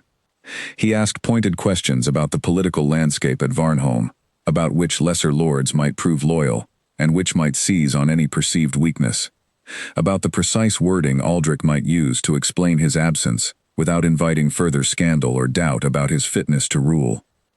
You'll need a story that satisfies without inviting too many questions, Harwin said one evening, tapping his pen thoughtfully against the ledger before him. Something true enough to hold up under scrutiny, but not so detailed that it opens doors you'd rather keep closed. I had considered simply telling the truth, Aldrich admitted. That I fled an arrangement I could not accept, and needed time to clear my mind before facing my responsibilities properly. That's honest, Harwin said, but it also tells every ambitious lord in 3 provinces that their duke can be shaken loose from his duties by personal distress. You'll want to frame it carefully, perhaps a matter of health, requiring quiet recovery away from court. Enough truth to hold, without handing your rivals a weapon. Aldrich considered this, nodding slowly. You have a sharper mind for this sort of maneuvering than I expected from an innkeeper, sir. Running an inn teaches you more about managing difficult people than you'd think, Harwin said, with the ghost of a smile. Every drunk merchant and quarreling traveler who's passed through this door taught me something about handling delicate situations without letting them turn into disasters. I'd wager it's not so different from managing lords, in the end.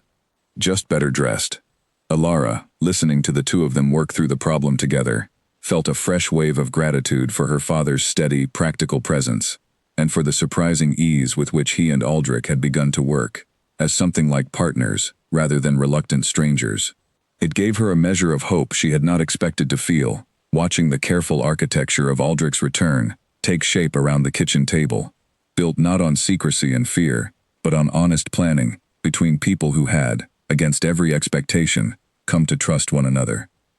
Still, beneath the practical hope of those planning sessions, a quiet dread continued to gather in Alara's chest, as the days passed, the sense that however carefully they prepared, the moment of Aldrich's actual departure was drawing steadily closer, and with it, an uncertainty about what their future together might truly look like, once he stood once more inside the walls of Varnholme, surrounded by all the obligations and expectations he had so briefly escaped.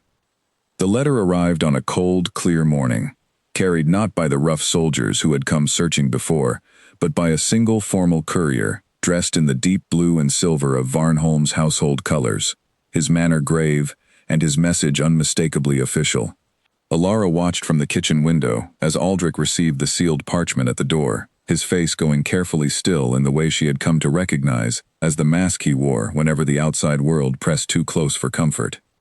He read it standing in the doorway, the cold morning air spilling past him into the warm kitchen, and Alara watched his expression shift through several careful stages. Relief followed swiftly by a deeper, more complicated weight, before he finally folded the letter closed and turned to face her. "The betrothal has been formally dissolved," he said, his voice carefully neutral. "It seems my absence, and the scandal surrounding it, gave the young woman's family sufficient reason to withdraw from the arrangement entirely. They've secured a different match for her, one considerably more advantageous to their interests than a duke who vanished without explanation." "That's good news," Alara said carefully, watching him for signs of how he truly felt about it. "Isn't it?" "It is," Aldrich confirmed, though something in his posture remained tense. "But it does not resolve the larger matter. The letter also makes clear that Varnholme cannot continue without its duke indefinitely. There have been disputes among the tenant lords in my absence, disagreements over grazing rights and river access, that have gone unresolved for weeks now, growing more heated with each passing day. My steward writes that violence has nearly broken out twice already between rival households, violence that only my authority, properly exercised, can prevent from escalating further." Alara felt her stomach tighten at the news, understanding immediately the weight of what it meant. "You have to go back," she said quietly. "Now, not in a few more weeks, once we've properly prepared. Now." "Yes," Aldrich said, and the single word carried the full gravity of everything neither of them had wanted to fully confront until this moment arrived. "I must leave within days, Alara. The unrest cannot wait for careful planning. People could be hurt, may already have been hurt, in the time it takes me to travel back."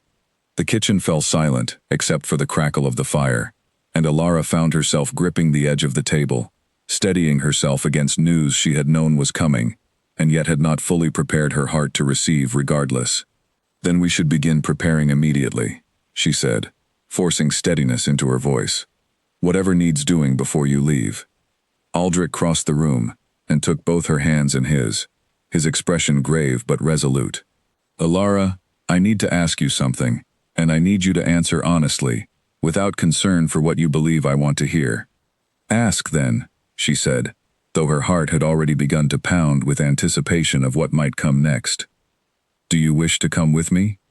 he asked, not simply as a companion for the journey, but as my intended wife, presented openly to my household and my tenants, as the woman I have chosen freely, whatever consequence that choice might bring from those who believe a duke should marry only for land and alliance.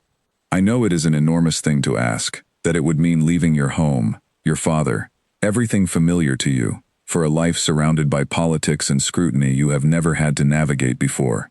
I would understand entirely if the answer is no. Alara felt tears gathering, unbidden, at the raw vulnerability of the question, at the way he had asked it plainly, rather than simply assuming her answer, giving her every opportunity to refuse without judgment. "Aldrich," she said softly, "I gave up my seat by the fire for you, on the very first night we met, without knowing a single true thing about who you were. I think you already know my answer." "I need to hear you say it," Aldrich said, his voice rough with emotion he was clearly struggling to contain. "Because what I'm asking of you is enormous, and I will not have you make this choice on assumption alone." "Yes," Alara said, meeting his eyes fully, steadily. "Yes, Aldrich, I will come with you. I will stand beside you at Varnholme, whatever scrutiny or difficulty that brings. I chose to help you that first night because it was the right thing to do, without expecting anything in return. I choose this now because I love you, and because whatever life waits for us there, I would rather face it standing beside you than remain safely here, wondering forever what might have been. The relief and joy that broke across Aldrich's face at her answer was unlike anything Alara had seen from him before, unguarded and complete, and he pulled her into an embrace that spoke more clearly than any further words could have of exactly how much her answer meant to him. But even amid the joy of the moment, the practical realities of what lay ahead pressed in around them both. Harwin, informed of the sudden urgency, threw himself into helping prepare his daughter for the journey, with the same brisk efficiency he brought to every difficulty the inn had ever presented, though Alara noticed, more than once, a shadow of sadness crossing his weathered face, when he believed no one was watching, the quiet grief of a father, preparing to send his only daughter into a world he could not fully protect her from. "You'll write to me," he said gruffly, the night before their departure, helping her fold the last of her belongings into a traveling case. "Often. I'll not have you vanish into that grand life, and forget the people who knew you before any of it." "I could never forget," Alara said, embracing him tightly. "You raised me, Father. Whatever grand halls I stand in, I'll still be the girl who learned to bank a fire in your kitchen. That won't change, whatever title comes attached to my name." "See that it doesn't," Harwin said, his voice thick with an emotion he rarely allowed himself to show plainly. "And see that he treats you as well as he's shown himself capable of, these past weeks, or he'll answer to me regardless of how many soldiers stand at his command." Aldrich, overhearing this from across the room, met the older man's stern gaze without flinching. "You have my word, sir. Whatever else changes in the days ahead, that will not." In the 2 days before their departure, Aldrich worked with Harwin to settle every practical matter that might otherwise have been left dangerously unresolved. They discussed how the inn might manage with an extra pair of hired hands during the busy winter season, since Alara's absence would leave Harwin short-handed for the first time in years. Aldrich, insisting on it despite Harwin's initial protests, arranged for a portion of his own funds, modest compared to his usual resources but considerable by the standards of a country inn, to be set aside for the hiring of proper help, a gesture Harwin accepted only after considerable and stubborn argument on both sides. "I'll not have you think I'm buying my way into your good graces," Aldrich said, when Harwin's resistance finally began to soften. "I'm simply unwilling to leave you short-handed on my account, sir. Ilara's absence is a cost I've created, and I intend to see it properly addressed, nothing more." "Stubborn as she is, then," Harwin muttered, though the corner of his mouth twitched with something like approval as he finally accepted the arrangement. Alara spent those same 2 days in a whirlwind of quiet preparation, packing what few belongings felt essential enough to carry into an entirely new life, and spending long hours simply sitting with her father in the evenings, talking of small, ordinary things, the two of them both aware that such simple evenings would soon become far rarer than either wished.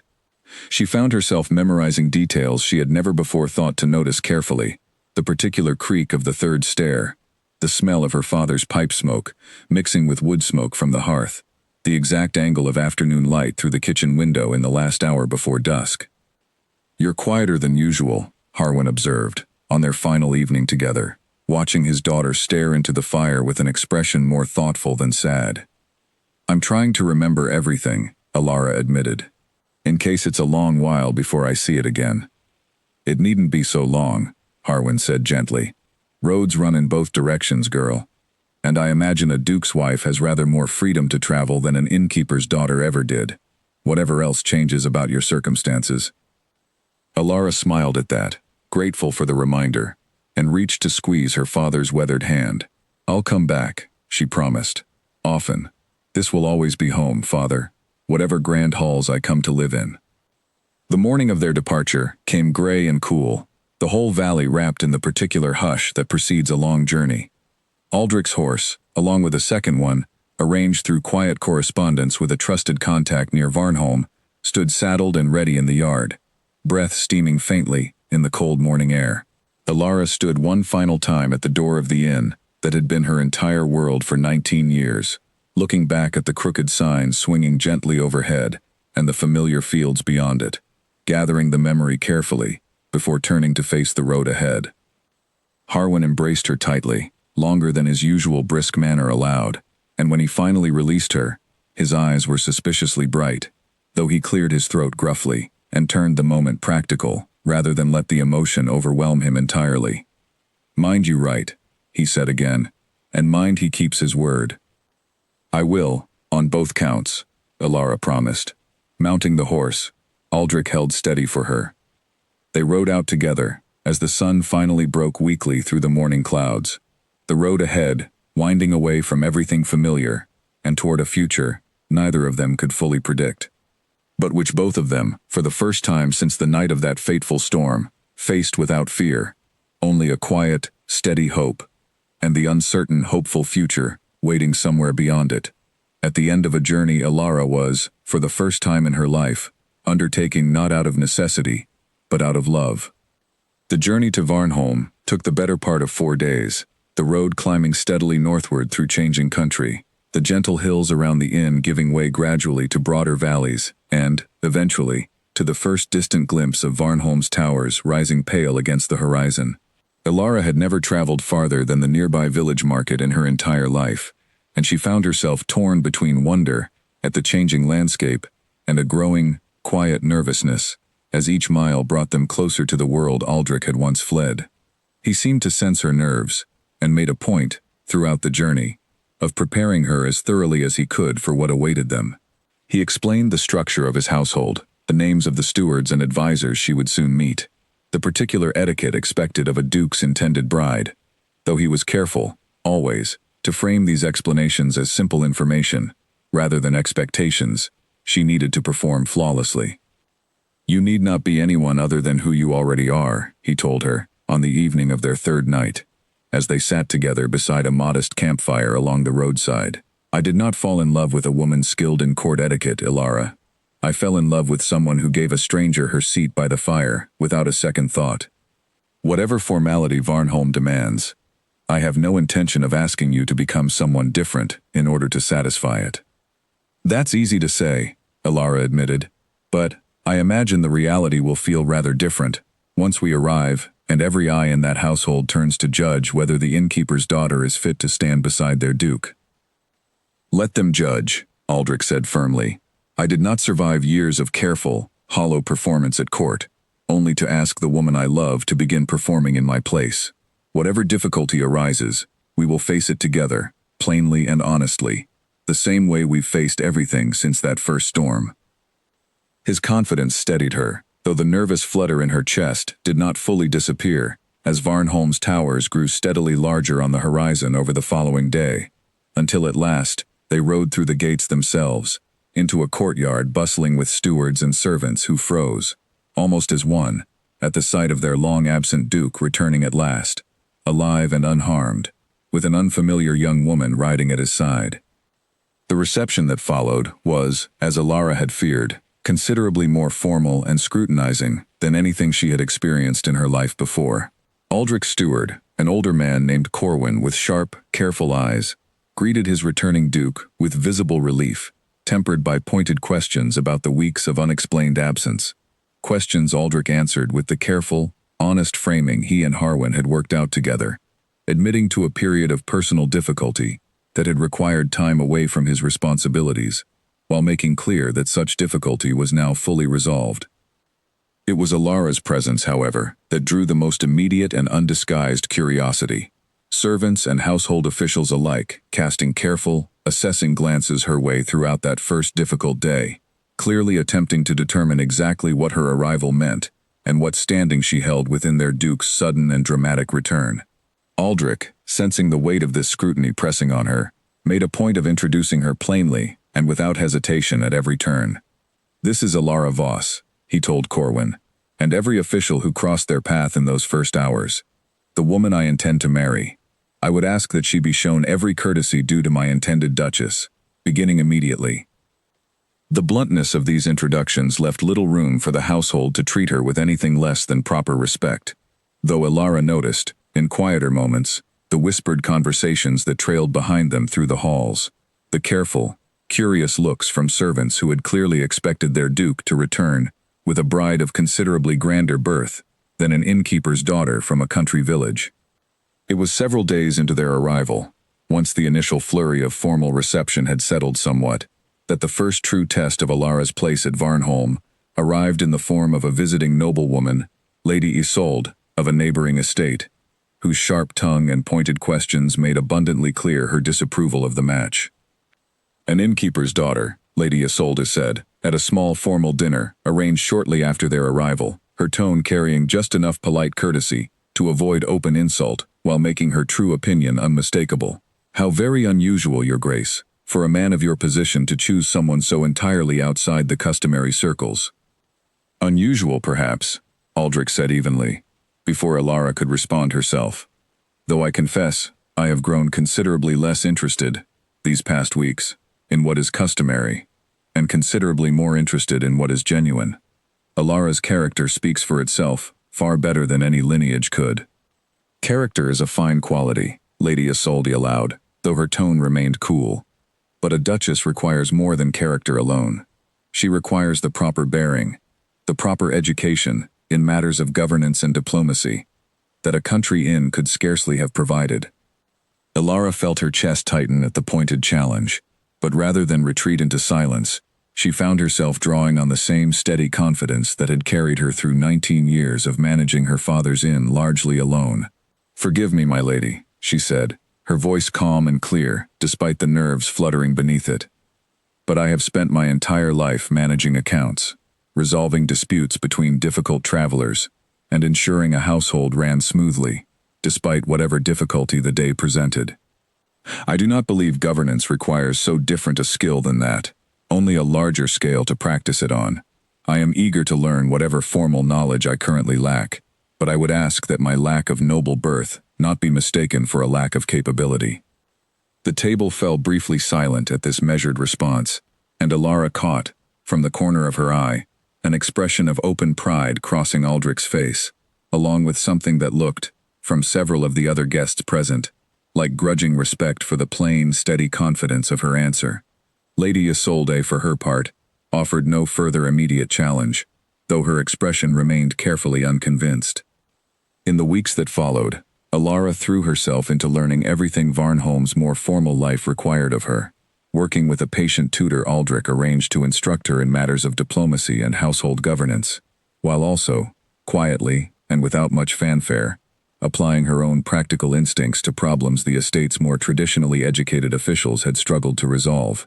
When a dispute arose among two rival tenant families over grazing rights, the very dispute Aldrich's absence had allowed to fester dangerously, it was Alara's straightforward, patient mediation, drawing on years spent smoothing over conflicts between travelers at her father's inn, that finally brought both sides to a workable compromise, earning her, for the first time, genuine and unreserved respect from several officials who had initially doubted her fitness for the role she was preparing to assume. Aldrich watched this transformation with quiet, growing pride, never once suggesting she needed to change who she fundamentally was, only supporting her, as she expanded the considerable skills she already possessed into a larger and more formal arena than she had ever imagined occupying. Meanwhile, Aldrich himself faced the considerable task of properly resolving the unrest that had built during his absence, meeting personally with the rival tenant lords whose disputes over river access had nearly turned violent in the weeks he had been away. He approached these negotiations with a different manner than he had before his flight, Corwin observed privately to Alara one evening, less rigid and formal, more willing to genuinely listen to grievances rather than simply issue rulings from a position of unquestioned authority.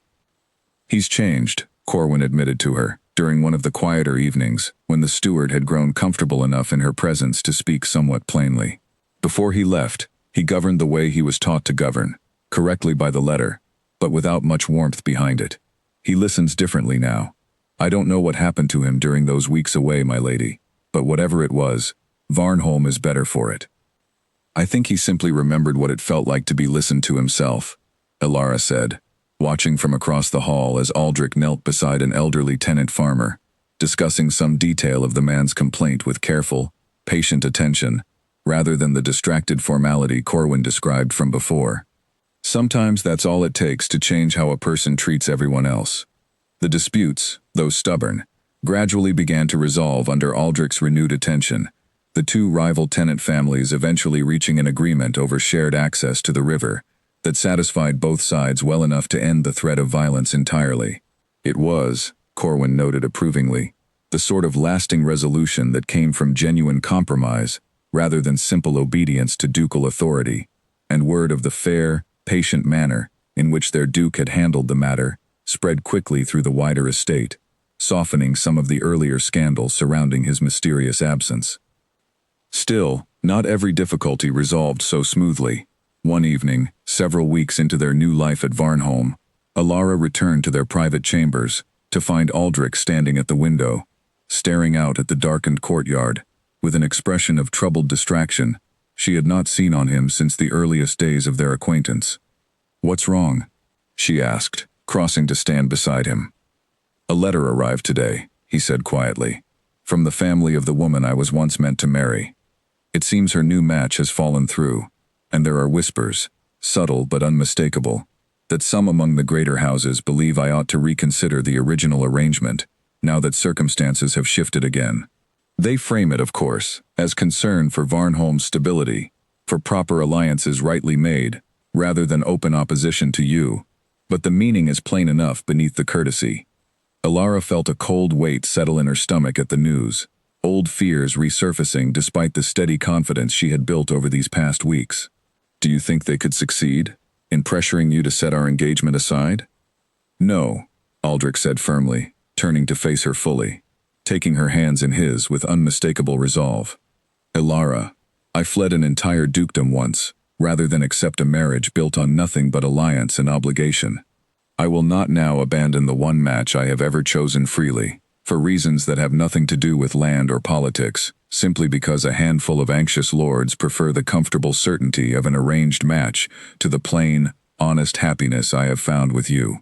Whatever pressure they apply, my answer will remain the same.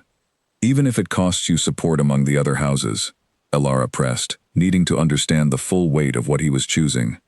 "Even then," Aldrich said, without hesitation, "I spent years of my life measuring every decision by what it might cost me politically, and I very nearly lost myself entirely in the process. I will not make that same mistake again, not concerning the one decision I have ever felt certain about." The reassurance settled some of Alara's worry, though she understood, watching the careful, deliberate manner in which Aldrich began addressing the whispered pressure over the following days, meeting personally with the more skeptical lords to explain plainly and firmly his intentions, that the challenges to their match were far from entirely behind them. And though challenges continued to arise, whispered doubts and occasional pointed slights from those within the household who still questioned the match, Alara found herself facing each one with steadily growing confidence, no longer the uncertain innkeeper's daughter who had first ridden through Varnholme's gates, but a woman steadily, surely, becoming exactly the sort of duchess this dukedom had, without quite realizing it, been waiting for.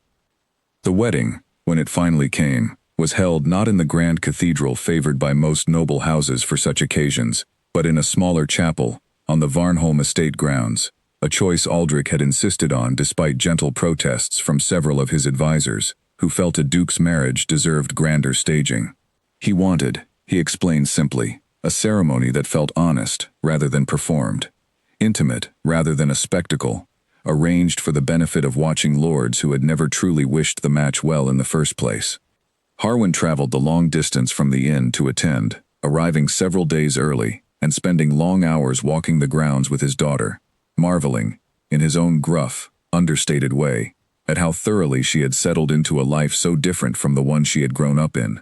"You look happy," he told her, the evening before the ceremony, as they stood together looking out over the estate's gardens. "Truly happy, girl, not simply comfortable. I confess, I worried, when you rode off with him, that grand halls might swallow you up entirely. I'm glad to see they haven't." "They tried," Alara admitted, with a small, wry smile. "There were plenty of people here who expected me to disappear into someone else entirely, someone more suited to their idea of a proper duchess. I found I had very little interest in becoming that person." "Good," Harwin said firmly. "I didn't raise you to become anyone but yourself." The ceremony itself was simple by the standards of Varnholme's usual grandeur, though no less meaningful for its modesty. Alara stood before the gathered guests in a gown considerably plainer than tradition typically demanded of a duchess, insisting on simplicity that reflected who she genuinely was, rather than an elaborate display meant to impress skeptical onlookers. Aldrich, watching her walk toward him down the short aisle, wore an expression of such open, unguarded joy that even the most skeptical among the gathered nobility found it difficult to maintain their earlier reservations about the match. Lady Isolde, seated near the front among the more prominent guests, watched the ceremony with an expression that had softened considerably since their first sharp exchange months before, having witnessed, over the intervening weeks, Alara's steady, capable handling of estate matters that had once seemed entirely beyond an innkeeper's daughter's experience. When the ceremony concluded, she approached Alara with something unexpected in her carefully composed features, a grudging but genuine respect. "I confess I doubted you, Your Grace," she said, using the title with evident sincerity now, rather than the pointed skepticism of their earlier meeting. "I judged you unfairly, based on birth, rather than character. I hope you'll accept my apology, along with my genuine well wishes for your marriage." "Thank you, my lady," Alara said warmly. "I understand the doubt. I arrived here a stranger to everything you knew. I only hope I've shown, in the months since, that capability and character matter rather more than birth in determining who deserves a place at this house's table." "You have shown it plainly," Lady Isolde admitted.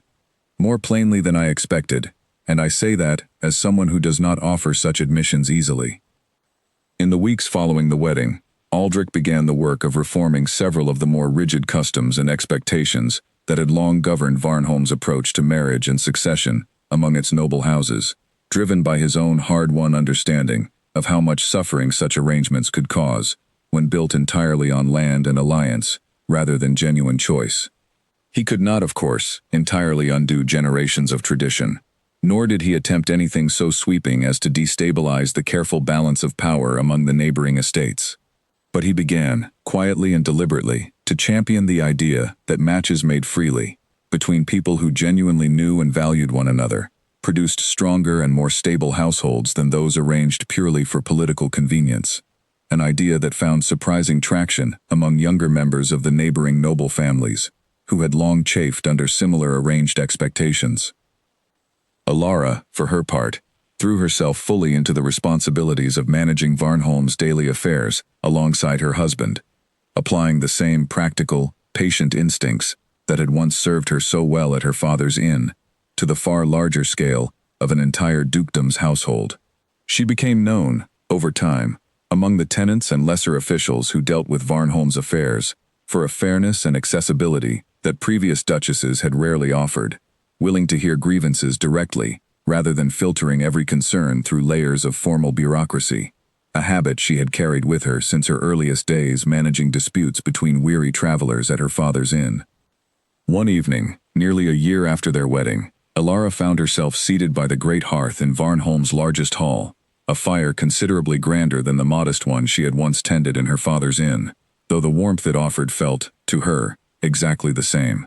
Aldrich joined her there after a long day spent settling a dispute among the estate's grain merchants, settling into the seat beside her with the particular contentment of a man who had, finally and fully, made peace with the life he had once fled from. "Do you ever think back," Alara asked him, watching the flames dance in the great hearth, "to that first night, the storm, and the fire, and the last seat by it?" "Every day," Aldrich admitted, reaching for her hand. "I think of it more often than almost anything else, truthfully. It was the night everything changed, though I did not fully understand it at the time. I thought I was simply seeking shelter from a storm. I did not realize I was walking toward the rest of my life." "I gave you my seat because it seemed the obvious thing to do," Alara said softly. "I never imagined it would lead to any of this." "Neither did I," Aldrich said, smiling warmly at her. "Though I confess, Alara, I have come to believe I never really left that fire at all. Whatever grand halls I've stood in since, whatever titles and responsibilities have gathered around me, some part of me has remained exactly where I was that first night, warm and grateful, and entirely undone by the simple, unasked-for kindness of a woman who gave a stranger her last seat by the fire, and in doing so, gave him something far greater than warmth. She gave him a home he never knew he was searching for, and a love he never expected to find, and a life, finally, that belonged entirely to himself, chosen freely, and shared, from that night forward, with her." Alara leaned into him then, resting her head against his shoulder as the fire crackled warmly before them. The same steady warmth that had first drawn a half-frozen stranger to her door so many months before, now burning quietly at the center of a life neither of them could have imagined that stormy night. Word of their unusual match, and of the plain, honest manner in which the Duke and Duchess of Varnholme governed their estate, spread gradually beyond the immediate region, drawing the curiosity of other noble houses who had grown weary of watching arranged marriages produce quiet misery rather than lasting partnership.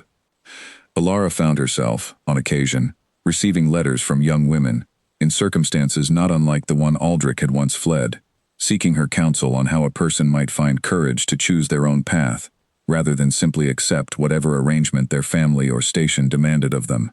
She answered each one personally, offering what practical wisdom she could, always careful to acknowledge that her own fortunate outcome had required both courage and no small measure of luck, and that not every difficult choice resolved so happily.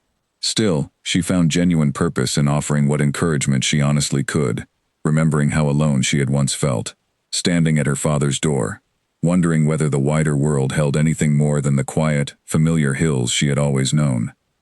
Harwin visited often in the years that followed, never quite losing his gruff, practical manner despite the grandeur of his surroundings on each visit, and Alara made a point of returning to the inn herself, at least twice yearly, insisting on tending the old hearth herself during these visits, much to the quiet amusement of the household staff who traveled with her, and could not quite understand why their Duchess preferred banking a modest country fire to resting in the considerably finer accommodations available to her.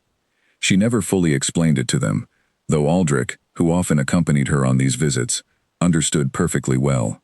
Some fires, he had come to believe, mattered more for what they represented than for the simple warmth they provided, and the fire in that small country inn represented, for both of them, the exact moment their entire lives had quietly and irrevocably changed course.